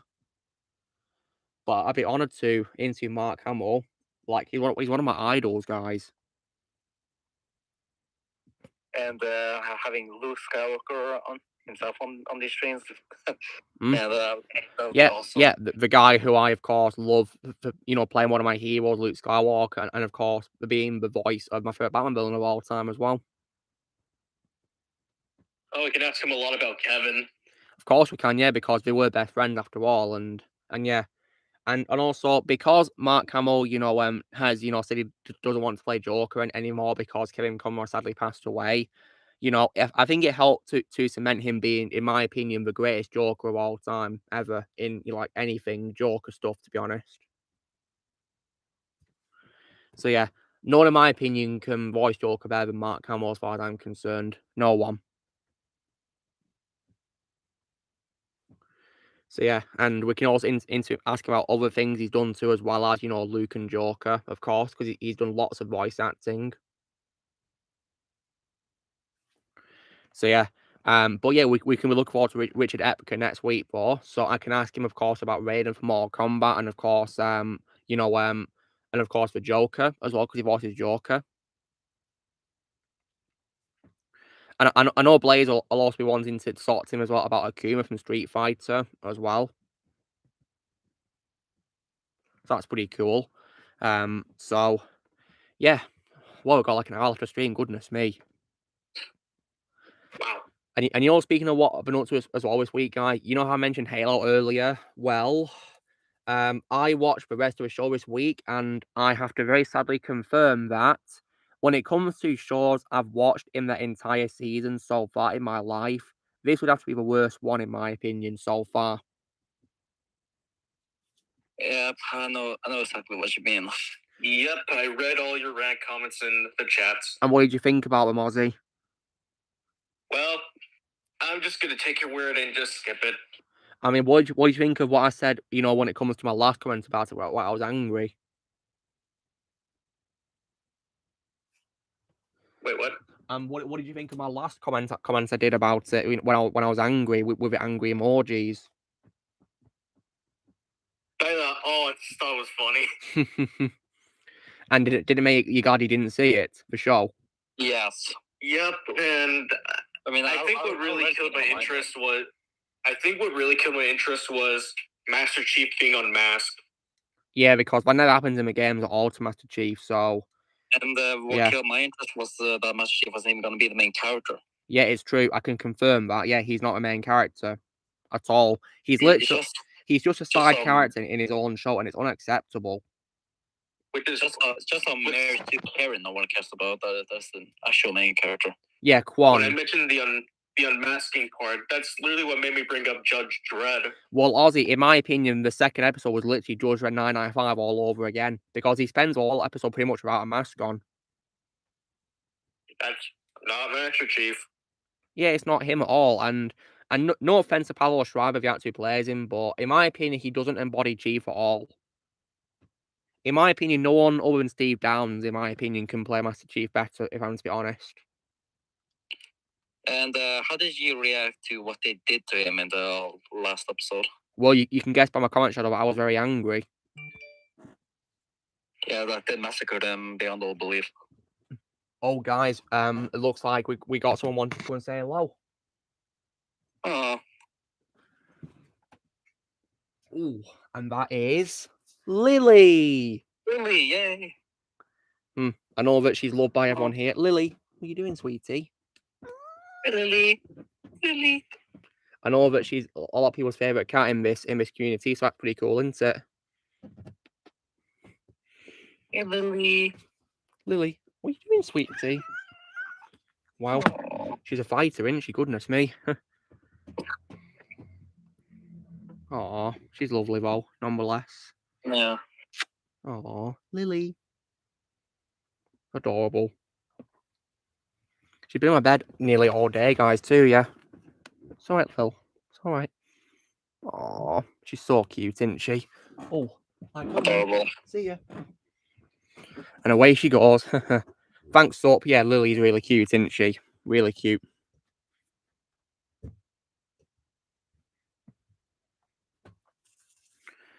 So yeah. Oh yeah. Remember earlier when you were asking about like the games, about like old being better than new? Yeah, what about it, Ozzy? Could I give you an example of one with new being better than old? Yeah, go ahead. My favorite video game of all time, Super Mario Odyssey. Yeah, I can definitely understand because I've heard good things about that, yeah. Yeah, because I know before I played that game, my favorite Mario game was Super Mario Galaxy.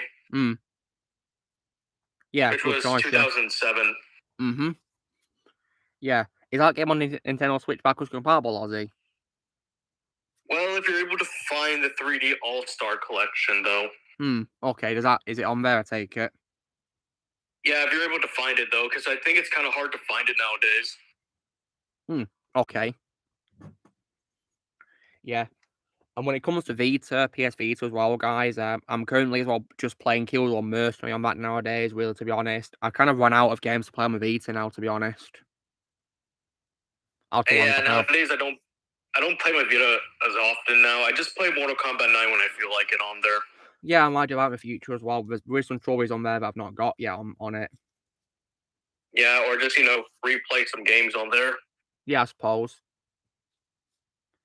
I mean... Because I think the only thing that really sucks is that when you uninstall a game from the Vita, all of your data is gone. Yeah, sadly. Definitely very unfortunate. I think I'll only probably delete games from it if I'm not going to come back to them ever again, to be honest, that sort of thing, really.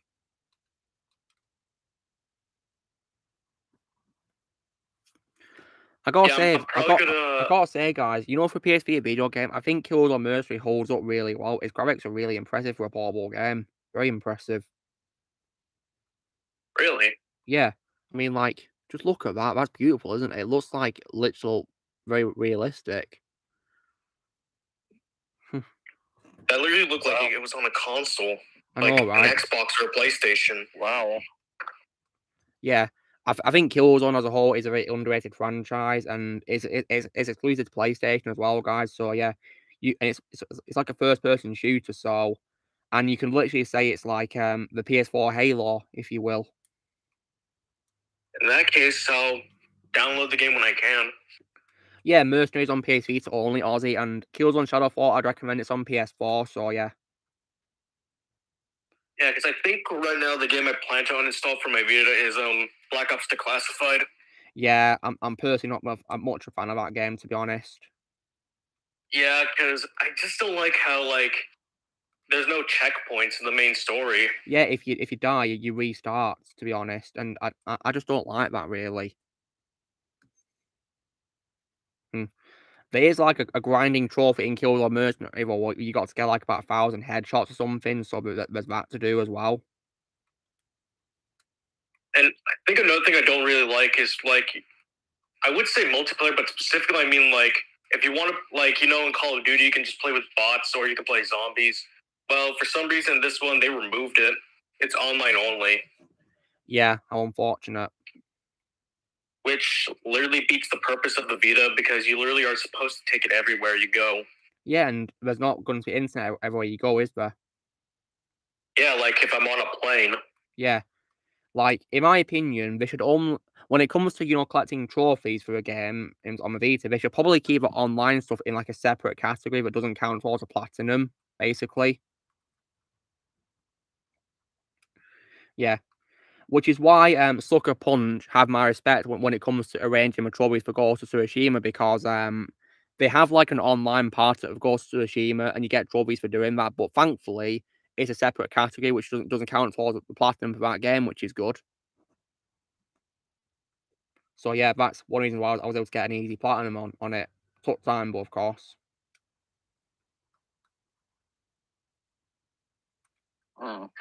Yeah. So I definitely would recommend, Ghost of Tsushima to you, Ozzy, as well, if you want to play it. Yeah, I'm planning about checking it out. Yeah, it is a masterpiece. It's one of the best games ever. I would recommend going with the Japanese version. We'll let Ozzy pick whether he wants Shadow. It's his choice. Yeah, I mean, I'm just saying that I recommend it. Well, it's his choice. I I think I'll probably listen to like samples, like cutscenes, like one dub and the other, because that's what I did before I saw Squid Games. Yeah, do whatever you want, Ozzy. Your choice. If I said it before, I'll say it again. The English dub of Squid Games is bad. Usually, when it comes to ones which are originally in Japanese, yeah. I mean, Squid Game, I tried to listen to the English version, of like the red light, green light puzzle scene, and in my opinion, it sucked in English. A lot of the dialogue's out of sync with the characters' mouths. That's why I just swapped it back to Korea.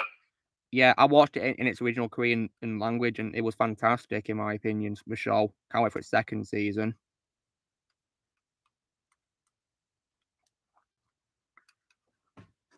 So yeah, and also guys, in my opinion, Killzone Mercenary has better graphics than Call of Duty Black Ops Declassified, in my opinion, as well.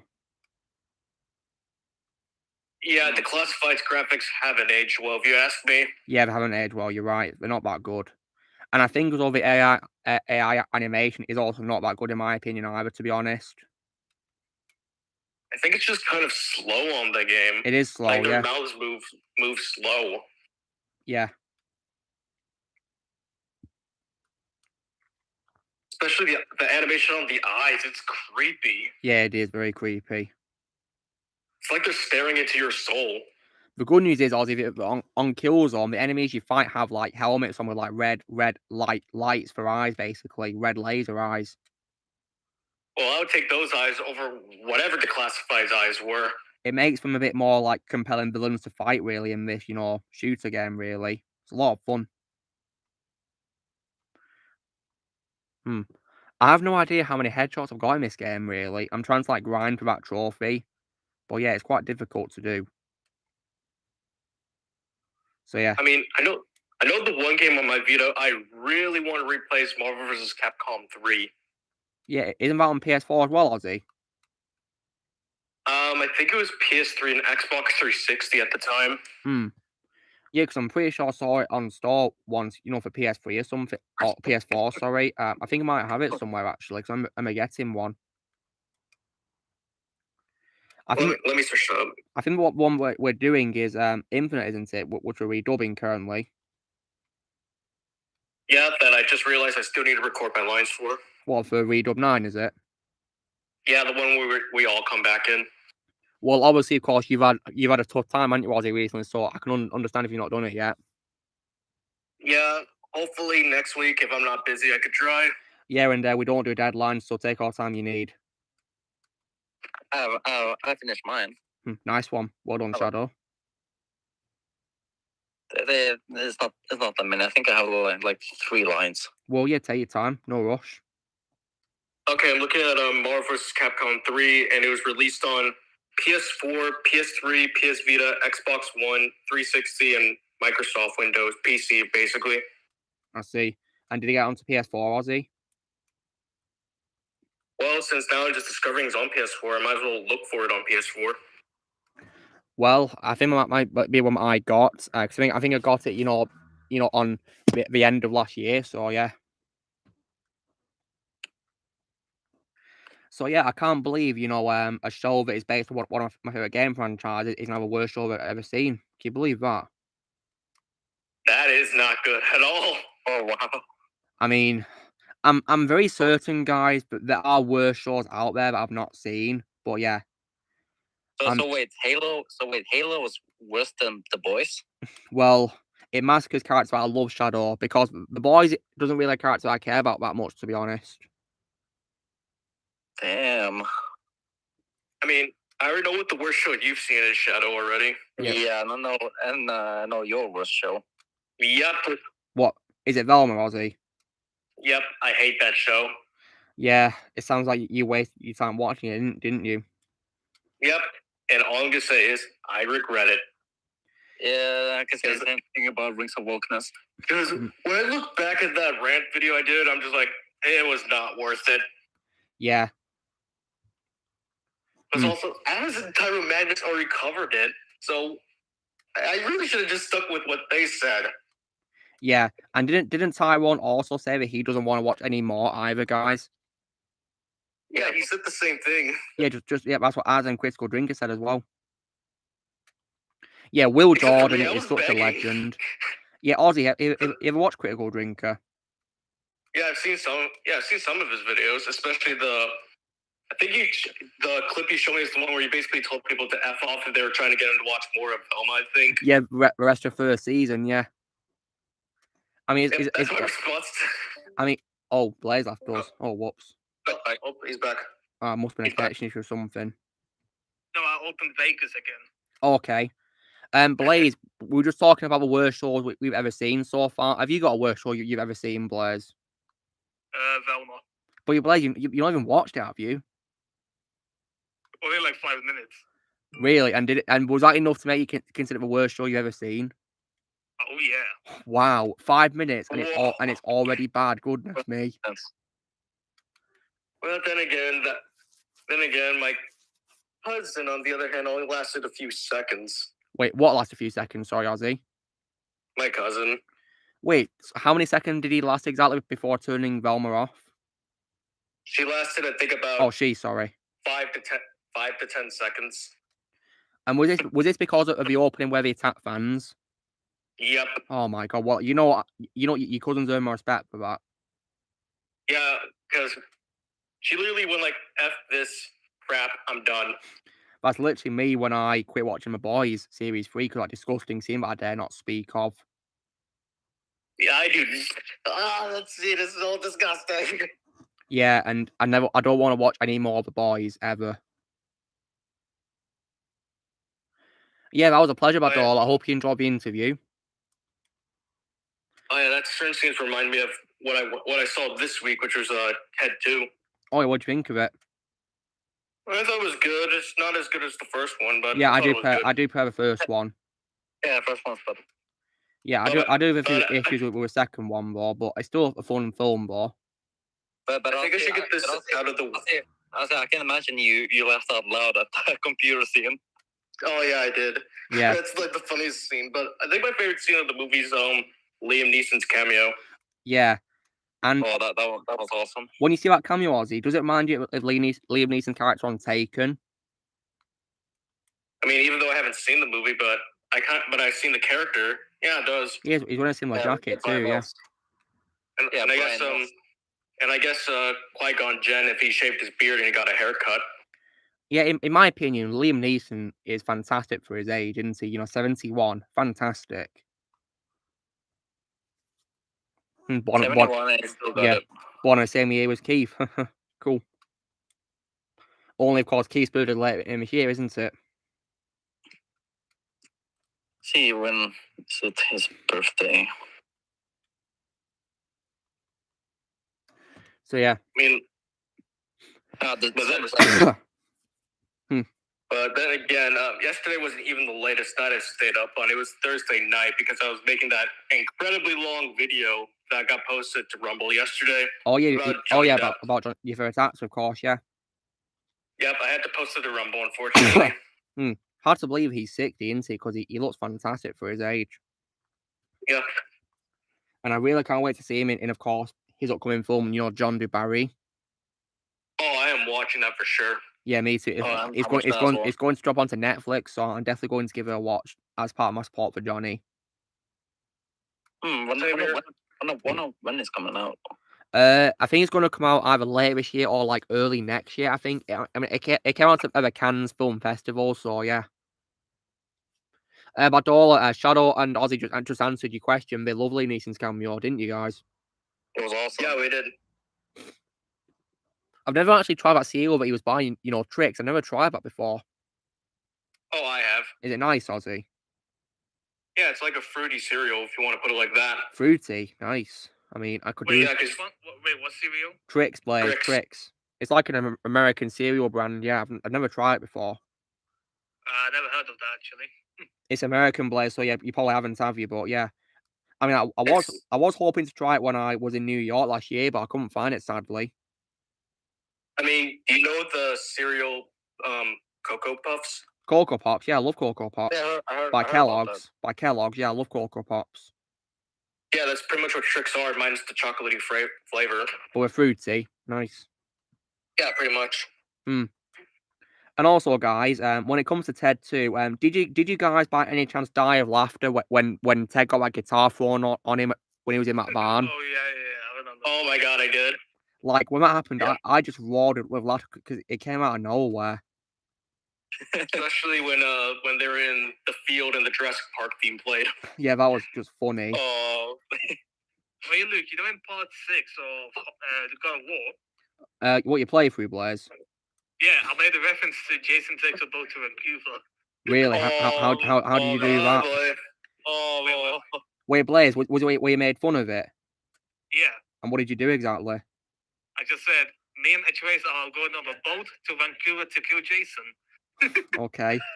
Is it sad to say that my box set of Friday comes with that? Well, it is pretty sad, Ozzy, and the same applies to my box set too, unfortunately. It's the last one that I have. Before... Well, since I already... So yeah, it's very unfortunate. Since I already have everything, some of the movies that came after Jason Lives, I'm just gonna get Jason 9 and X. I'm just gonna do it just so I can say I have all the Friday movies. Yeah, probably a good idea. Do you reckon we'll do a third Ted film, guys, in the future? I don't maybe. Didn't Seth MacFarlane stop doing movies? Like he just went back to Family Guy. Probably, yeah, and I think isn't he also doing a show as well about Ted? Yeah, but I'm not sure about that. I mean, personally, guys, I think Ted's better as like films, to be honest. And we don't even need a movie. We don't even need a TV show. Yeah. I mean, to be honest, if a third Ted movie happened, I really would not mind, to be honest. Yeah, I wouldn't mind a third movie, but, you know, Seth, of course, nowadays doesn't really want to do writing because of that strike, does he? And you know what? I think he's doing the right thing not doing any more writing for Family Guy, to be honest. Yeah, I mean, Family Guy really should have ended a long time ago, to be honest, as well. I think it's, you know, gone down in quality, if I want to be completely honest. And you guys, speaking of which, over time, I've actually been watching some episodes, so you guys don't have to. And how have they been, Shadow? Been terrible? They've been like from to just bad. Yeah, I mean, would you say that you're angry about Cleveland being recasted? Because I'm furious about that. Yes. That's pretty much what killed my interest in Family Guy. Yeah. And also, you know what's weird as well, Shadow, is I got a notification from Netflix earlier saying that apparently season 6 of Rick and Morty is on there now. And like I'm thinking, yeah, it was on there already for me. What the hell, Netflix? That's weird. Are they stupid? Yeah, they're stupid. I mean, and that's also sadly, of course, Justin's last season as Rick and Morty, isn't it? Before he got fired, isn't it? Still pissed off that. Yeah. And also, Adult Swim has lost my respect. Yeah, like I don't understand as well because he's been found not guilty of what happened, so he's innocent. So like, why can't they just bring him back now that he's done the trial and all that? What the hell's going on over there? And like they're continuing the show without him. Like that's just ridiculous. No, Justin, no watching. I put it like that. Yeah, I'm not gonna watch it. And as well, guys, oh yeah, guys, before you talk Blaze, you guys are probably going to be wondering, will I be watching the second season of Halo when that comes out? And the answer to that is no, absolutely not. Like the series finale totally annihilated any interest I had in watching more of a Halo show.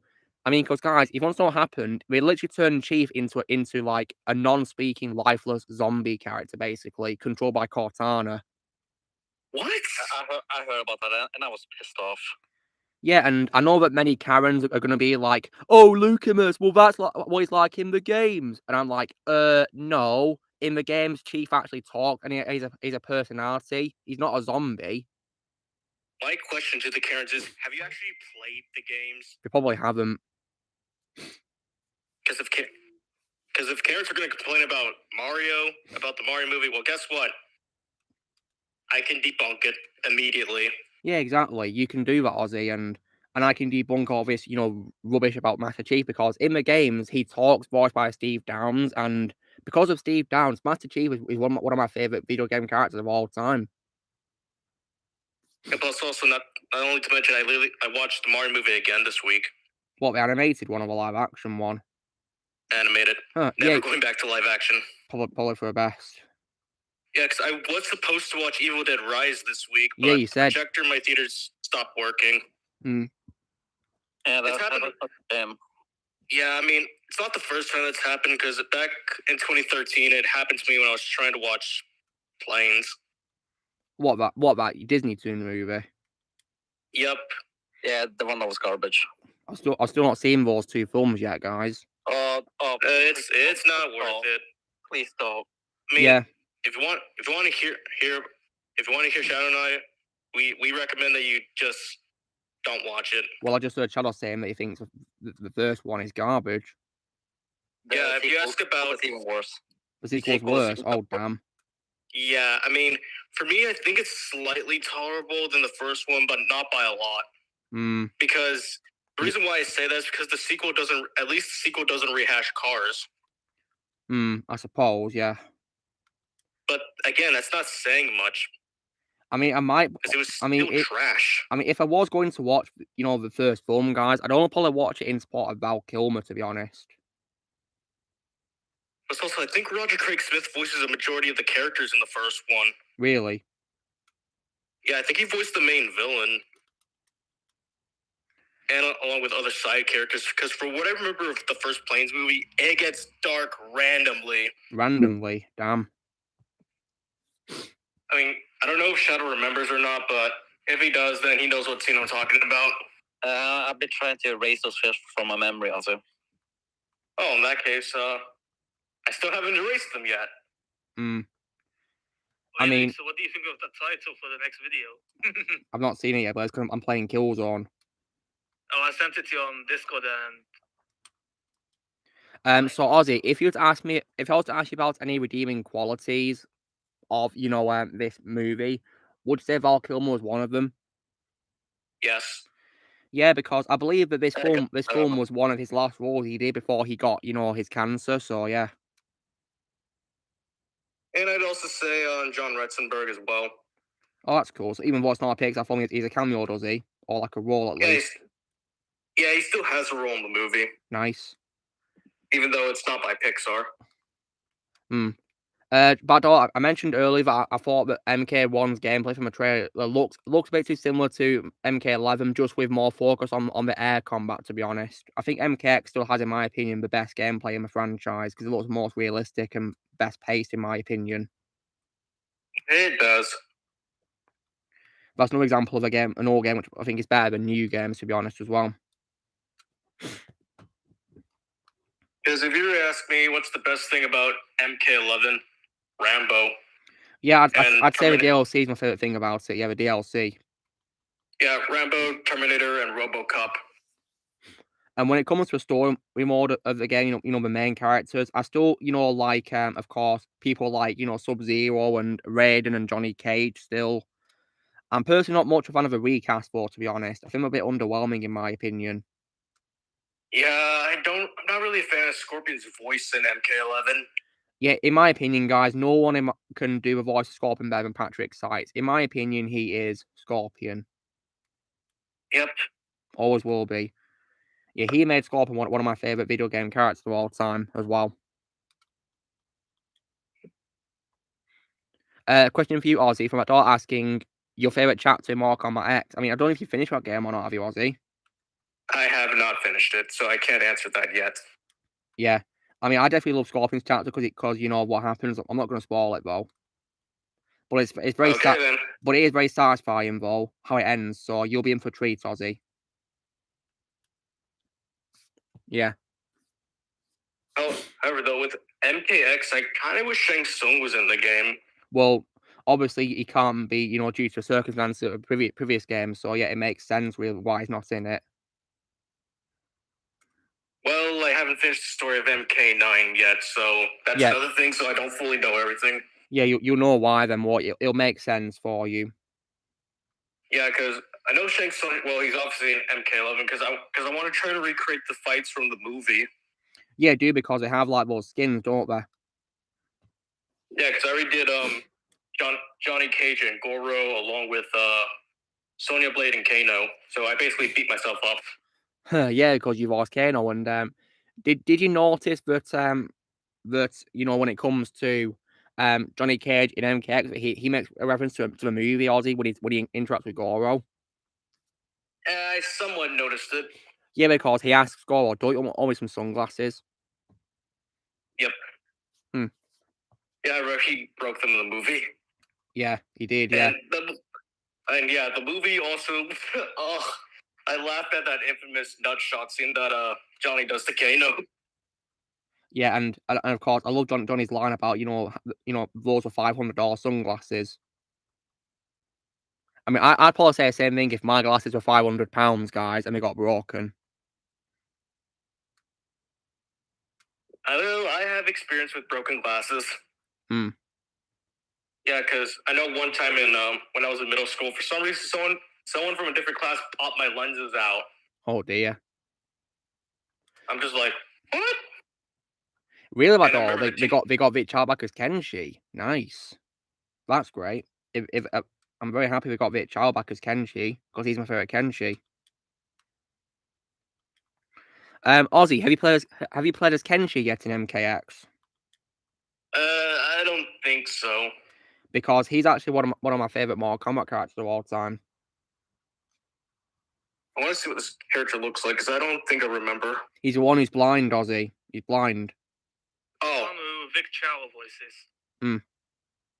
Didn't we have a conversation about Donnie Yen possibly playing that character as well? No, Keanu Reeves playing him because when you look at him, he looks like Neo from The Matrix Resurrections when he's blindfolded. Yeah, if he doesn't have the glowing eyes, then it does look like Keanu. Yeah. Yeah, because like when it comes to Mortal Kombat nowadays, when I do fights, I usually play as my favorite characters. Like Scorpion Sub-Zero along with not Shang Tsung. That's in MK11. Sonya Blade, Johnny Cage, Goro, and Liu Kang. Yeah. And Ozzy, do you see a similarity, when it comes to, Neo and Kenshi when you see them? Yeah, I noticed somewhat of a similarity. Yeah. It's pretty cool, actually, yeah. And it makes me think that Keanu Reeves will play him in live action. And without the beard, it's Neo. With the beard, it's John Wick. Yeah, that'd be pretty cool, wouldn't it? Really cool. Oh. Trying to do like a puzzle on this where you got to like press loads of symbols and all that on Killzone. It is pretty fun, but quite irritating when you're trying to solve it. I mean, I'm more aware about Carl Urban doing Johnny Cage in the next Mortal Kombat movie. Yeah, apparently he's in like final talks to play that part apparently, so that's pretty cool, isn't it? Not bad casting. He's a great actor, Carl Urban. Yeah. I mean, my favorite role of his, of course, is Judge Dredd. Yeah, that I'm glad I watched over the Sylvester Stallone one. Yeah, but you're doing the right thing, Ozzy. But the Stallone one I is. didn't even know the original existed. Yeah, it's probably best we keep that way, players, because the original one is trash, in my opinion. I think when it comes to like non-Marvel DC superheroes, I like Judge Dredd, Hellboy, and The Mask. Yeah. And when it comes to anti-heroes not made by, DC and Marvel, I definitely love Spawn.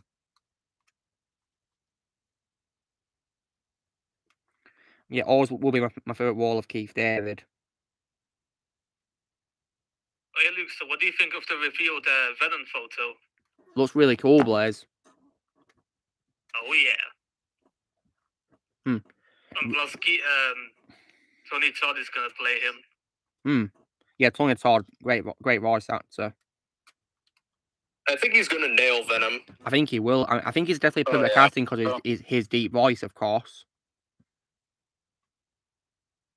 I mean, with Tony Todd's deep voice, you can pretty much cast him as pretty much almost any villain. Of course you can, yeah. Not stopping you doing that, yeah.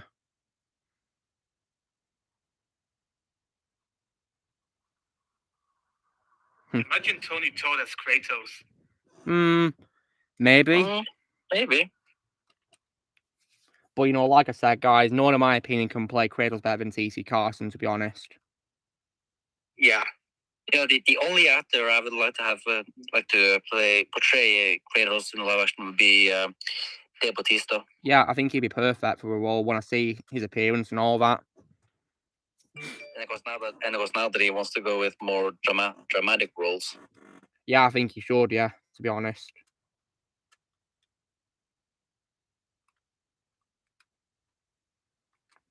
He's definitely doing the right thing leaving Drax behind. So yeah.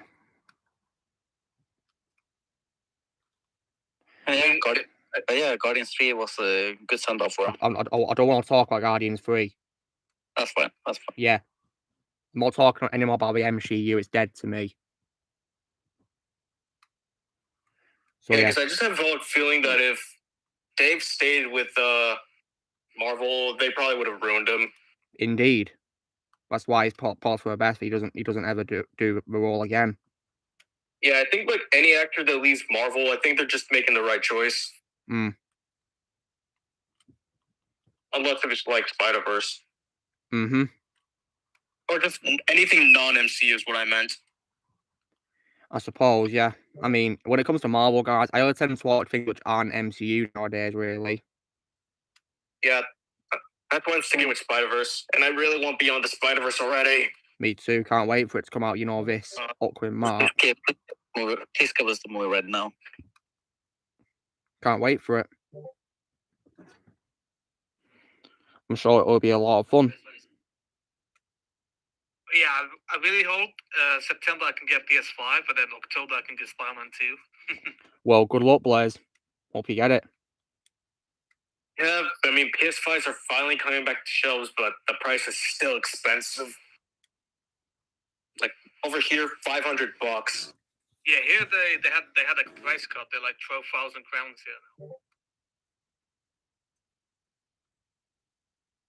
here. Yeah, hopefully for me in the UK they'll go cheaper. Yeah, because I would only get a PS5 just to play Spider-Man 2 and Wolverine. Yeah. And I think it's going to be inevitable that they're going to, keep releasing games on PS5 exclusively, of course. And they might start doing PS4 releases now. And of course, they might also delay the release for like PS4 and Xbox One, won't they? But probably, of course, release PS5 versions, immediately, of course, when the game comes out. So, yeah. So, to be completely honest, I think it's probably best that, I soon get a PS5 when I have enough money and all that, and I've got a job. Yeah, same here. But I do also want to get a PS3 and a PS2, though. I mean, I'm still going to try to get a PS3 if I could find one, and I'm still going to go with the slim model just so I can relive childhood memories with it. Yeah, I want to get a slim, for the sake of, more free space, Yep, and then, yeah, I already mentioned I'm already covered for PS2. I could just play PS1 games on there. It's backwards compatible. Yeah, it's handy. Only thing I need is a PS1 memory card to save games. And of course, PS3, of course, has exclusives that I want to play too, like God of War Ascension, for example. And of course, the old Infamous games and Killzone 3 as well. Yeah, PS3 can actually emulate PS1 as well. I know, but did you say you have to mod it? And you know how I feel about modding. That's only for PS2. It's native on PS1. Oh, okay.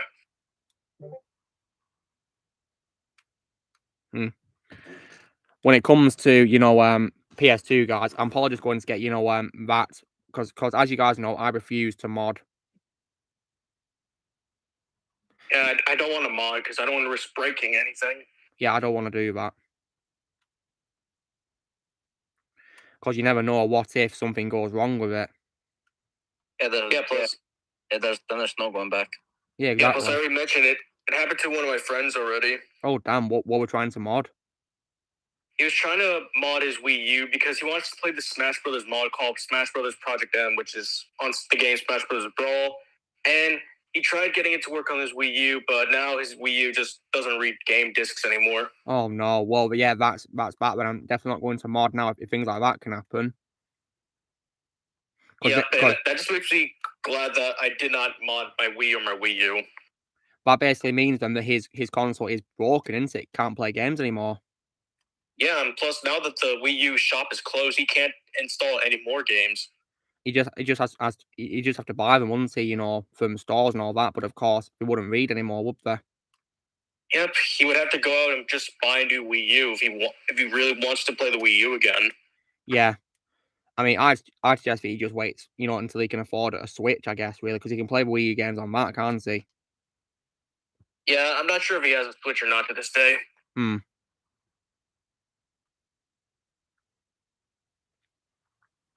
It'd be cool if he had a Switch for, you know, because it means that, you know, he can play those games without any problems, you know, and they probably have a better resolution too, wouldn't they, on the Switch, wouldn't they? Yeah, both docked and undocked. Yeah, exactly. Yeah, me too about Dollar. I'm definitely not watching this Craven movie. I refuse to watch it. It's already dead on arrival. Already dead. Like, as soon as they, you know, like, made him an animal lover, I was out. Because that literally goes against his character. Like, that's not Craven at all. He's called Craven the Hunter for a reason. Hunter. There's a clue in that.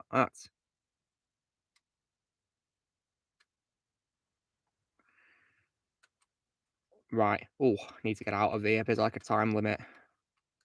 I don't care about headshots. Just want to get out. Go, go, go, go, go, go, go.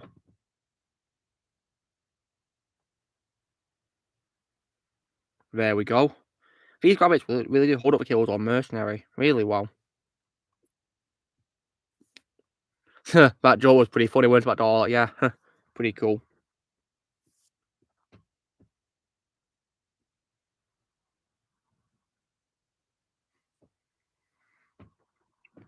So yeah. So Ozzy, do you plan to play Kills on Mercenary on your Vita one day? Yeah, I might as well just download it since the graphics already look better than Declassified. Yeah, they do look better. Have you seen, you know, like clips of it by any chance, you know, like in your life? Well, you just showed me them. Yeah. So, I mean, that's a good example. I'd recommend you check out clips online so you can see it in like its full-on quality and all that. Yeah, I'm on YouTube now looking it up. Yeah, do.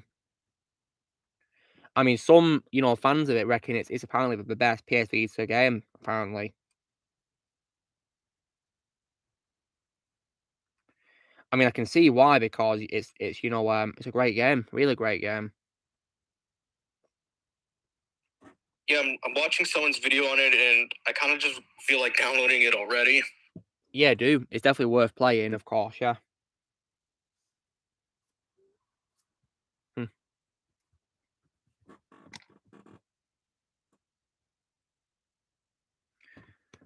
So yeah, it's been a really great stream tonight, hasn't it, guys? You know, we got to interview Keith Szarabajka, and yeah, having a nice fun talk, and yeah. And of course, if you guys have just joined now, I finally was able to get Hogwarts Legacy as well at long last. So yeah, screw. And of course, as I said before, guys, and I'll say again, screw the walk people and screw the Karens. I was actually very nervous that a Karen was going to stop me from getting Hogwarts. Well, thankfully, guys, when I got it today from a shop called Game, I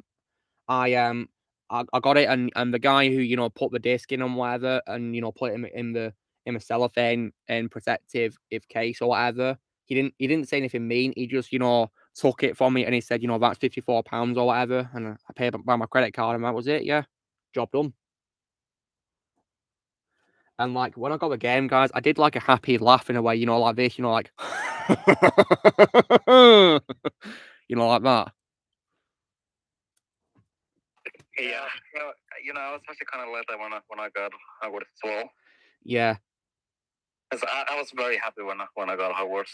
Yeah, and I got it, guys, because like I said, I'm a Harry Potter fan. Okay, that's why I got it. All right, it's because I'm a Harry Potter fan and I want to play a Harry Potter game on PS4. And this is the ultimate Harry Potter experience. Ultimate, yeah. And it really is. And basically, it's where you get to be a Hogwarts student, you yourself. Yeah. I mean, it's basically like these supervillains. Yeah, but, yeah. Of course, yeah. And of course, the makers of that game have also earned my respect for, you know, paying respect to Robbie Coltrane, and they also didn't bend the will to the warp people either, thankfully. Which I really appreciate from them, yeah. But speaking of, you know, like video games, guys, I've lost a lot of respect for Call of Duty now as well. Yes. Oh, I have to. That's what happened, of course, recently. If you guys want to know why, check Geeks and Gamers out because they've covered this and Ryan covered it as well. And I was very disgusted by this just because a gamer who's in the game as like a modded character or something added to it, just because he defended children from seeing something they shouldn't see, he gets kicked off the game from being a playable character and all that. I think it's disgusting because just like that. So yeah. With all due respect, guys, there are some things in this world which children should not be seeing. I literally made a lot of good examples with that with Shadow earlier and Vermont. Yeah, and of course, Call of Duty as a franchise is also, in my opinion, not for children because of how dark it gets as well. Yeah, the game's here are rated M for a reason. Yeah, exactly. And like I've said, guys, before, in my opinion, the last good one in the franchise was Black Ops 2. In my opinion, everything after that was either mediocre or terrible. And now, guys, in my opinion, because of what we did, Call of Duty now is dead to me. Yeah, further cemented my retirement for Call of Duty. Yeah, I think I think I might call it Fall of Duty now. Fall of Duty. Or maybe Woke of Duty. Probably, yeah. Or maybe Call of or maybe like Call of Pooty. Call of Pooty. and that's why, guys, when it comes to first-person shooters, I do now prefer Halo and Killzone more than Call of Duty, in my opinion. Even Doom is better. Well, Blaze, I'll be playing Doom 2016 and Doom Eternal soon one day. Oh, you will love it. Yeah. Oh, you love Eternal. Blaze, you know the Mass Effect games, are they in first person as well, or are they third person? Third person. Okay, cool. Have you like Gears of War, but like more sci-fi and stuff like that? Yeah. Okay, I mean, I love Gears of War, by the way. That's one of my favorite game franchises as well. It's also similar to Saints Row 4 with the romance system there. Oh, really? Wow. Yeah. Yeah, because if you guys are familiar with Saints Row 4, when you're on the ship in the real world, when you're not in a simulation, you can actually romance your crewmates. It's actually pretty funny. So yeah, I'd recommend Saints Row 4, guys, if you want a Matrix style of video game. Especially what Keith David says in the game.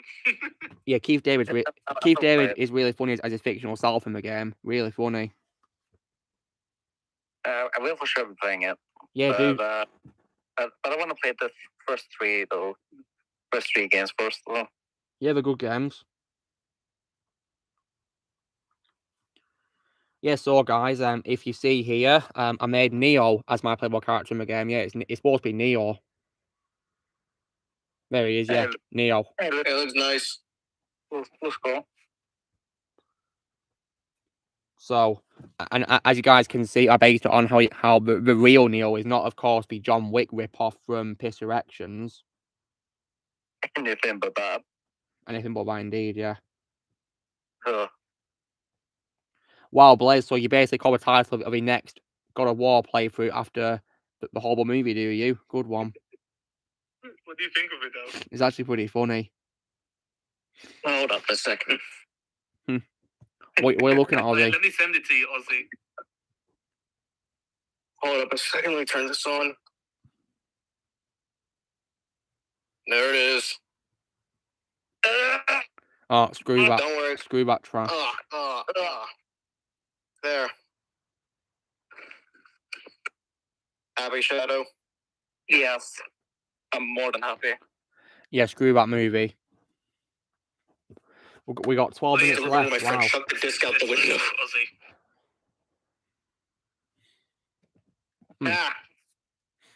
So we've got 12 minutes left, guys, which is so this stream's gone really fast, hasn't it? Oh yeah. Yeah. When my friend chucked the disc out the window when we were done. that was funny. That was a funny story. A Green Goblin movie? Oh God, please. That better not happen. They'll probably mask a Green Goblin as a character, won't they? They're probably not making the Green Goblin at all. I want Green Goblin as far away from Marvel as possible nowadays. I really do. Like they already ruined the Green Goblin in the Spider-Man 2017 show. Well, thankfully, Ozzy, as you know from my review of a PS4 game, I refuse to watch that show. It's trash.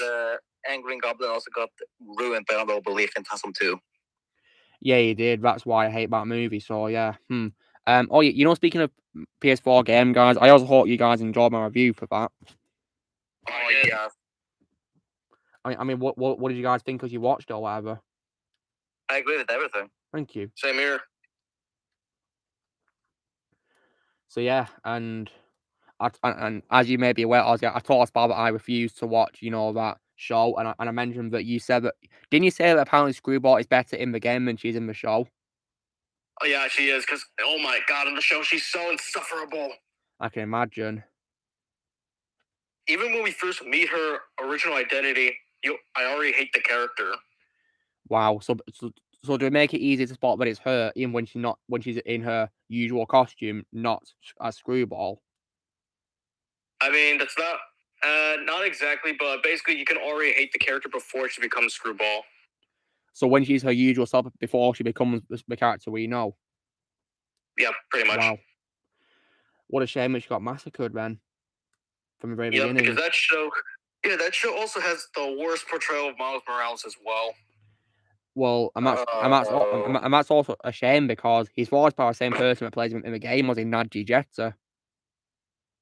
Yeah, he's way better in the game. Yeah, I have no doubt about that at all. I mean, would you say that the whole show has like insufferable characters, Ozzy, as a whole? Yep, along with the crappy animation. I mean, would you guys say that?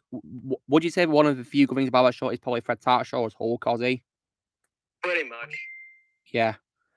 But I think But yeah, you know, speaking of Hulk, though, guys, on Fred's birthday next week, I'll be posting a compilation on him as Hulk. Yeah. Ooh, yay. Took a long time to make, guys, but it clocked in at about 13 minutes. So yeah, it's not my longest compilation. Yeah. I mean, if there's one character in that Spider-Man 2017 show that's not really bad, I would say Mary Jane, but she gets wasted, unfortunately. Oh dear. Come on. She's only in one scene of the show. She has a small conversation with Peter, and then you never see her again. How unfortunate. And also, Ozzy, when it comes to I saw that show once, and I hated the animation. And Ozzy, when it comes to that show as well, what do you think of Bob Jones as J. Jonah Jameson? That voice does not work for me. Dear. And also, what do you think of Spider-Man himself in the show as a character? Too nerdy. I mean, would you rather watch him or Drake Bell as Spider-Man? Definitely the voice actor in the show, not Drake Bell. Okay, yeah, the voice in the show is Robbie Daymond. Yeah, because this guy, the guy is incredibly nerdy, but he's not as annoying as Drake Bell. He's breaking the fourth wall every few seconds. So you could basically nickname it something like Spider-Pool or something like that, or Dead Spider. Spider-Pool works. You can pretty much just call him that, and you don't change a thing. Yeah, Spider-Pool, yeah, because he breaks the fourth wall and all that. Yeah, because at least the voice actor in the 2017 show, he doesn't do that. Indeed, yeah. I mean, he's probably one of the more tolerable characters, if you want to put it like that, but he's a bit too nerdy. Like, I get that Peter Parker's a nerd in the comics, but he's not supposed to be that nerdy. Sometimes it goes too far, doesn't it? And this could be an example of that. And yeah, basically they overdo it. And in case you're wondering, Ozzy, because of Drake Bell, I refuse to watch Ultimate Spider-Man as a binge watch anytime soon. You're not really missing anything.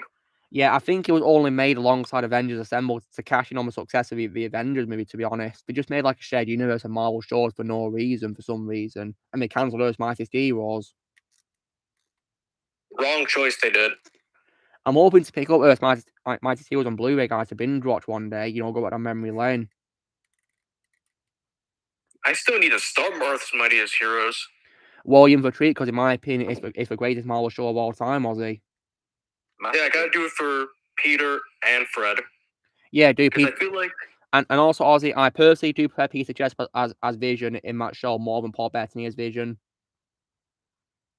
Yeah, just to be honest, I think Peter Jesper kind of inspired me, encouraged me a bit more to check up Earth's Mightiest Hero after talking to him. Yeah, you're in for a treat, and And of course, Fred gives an amazing performance as Hulk in the show, and I think he voices lots of other characters too, of course, yeah.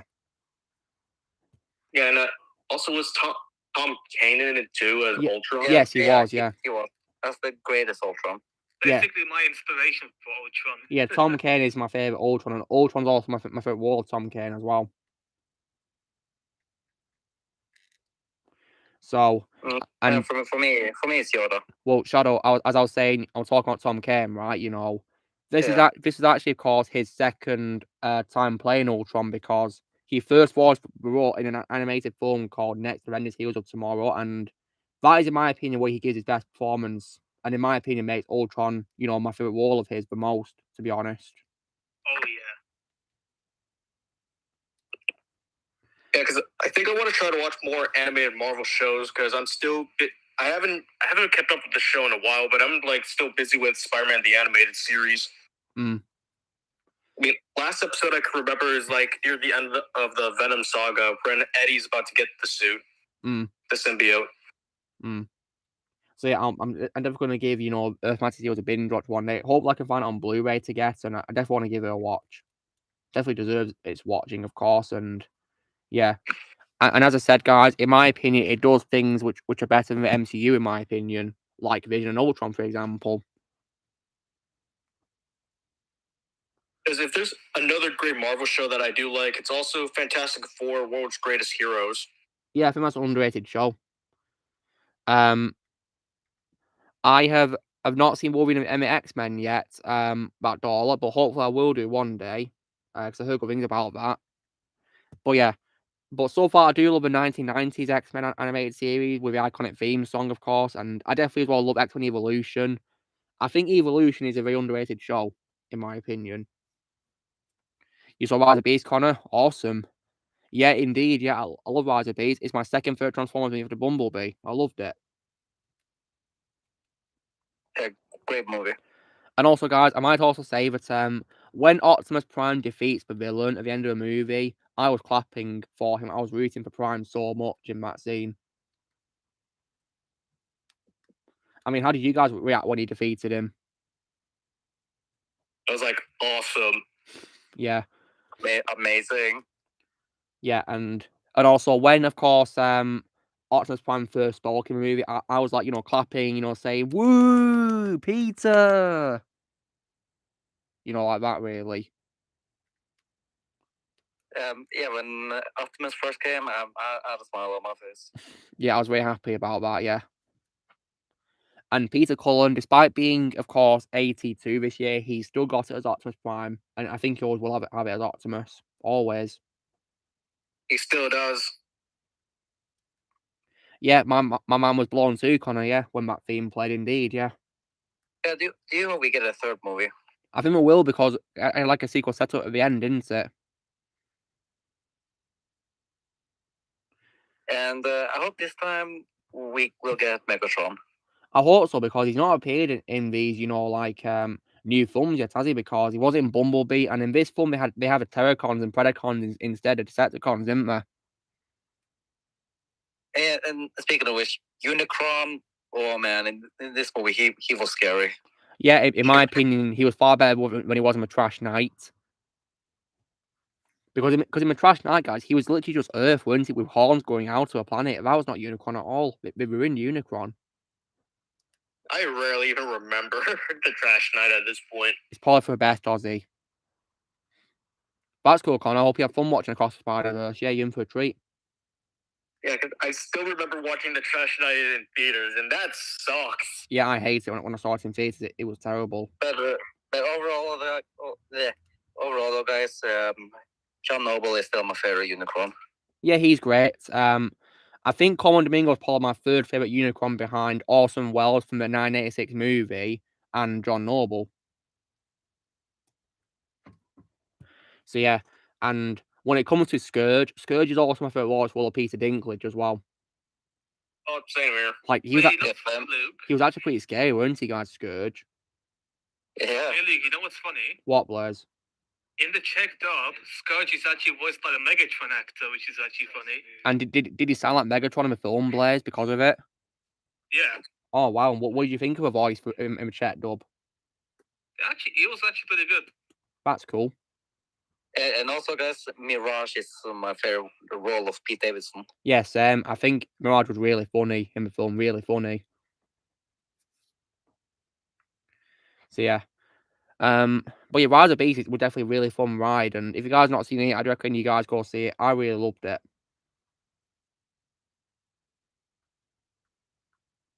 It was a great movie. Yeah, it was really great. I had a lot of fun with it.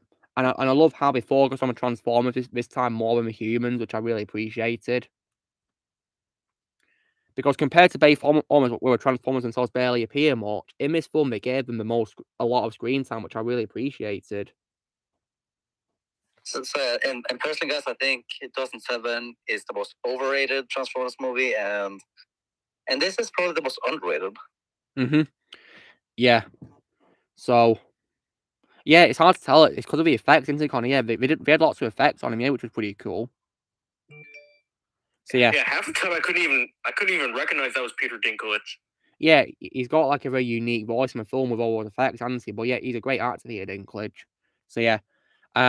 Anyway, guys, so that was 3 hours of stream. So that was really fun, wasn't it? So yeah, we had a really fun time interviewing Keith Szarabajka and talking to you guys afterwards and showing you guys what I got this week, especially of course the highlight being Hogwarts Legacy as well. So yeah.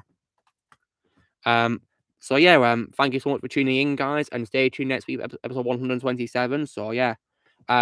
So guys, this is me doing episode 127 Let's Chat Live. You know drill, guys. Be sure to give this video a like. Also, be sure to let in the comments what you guys thought of the stream if you've seen it, and also please go subscribe to be special guests and go some support my channels.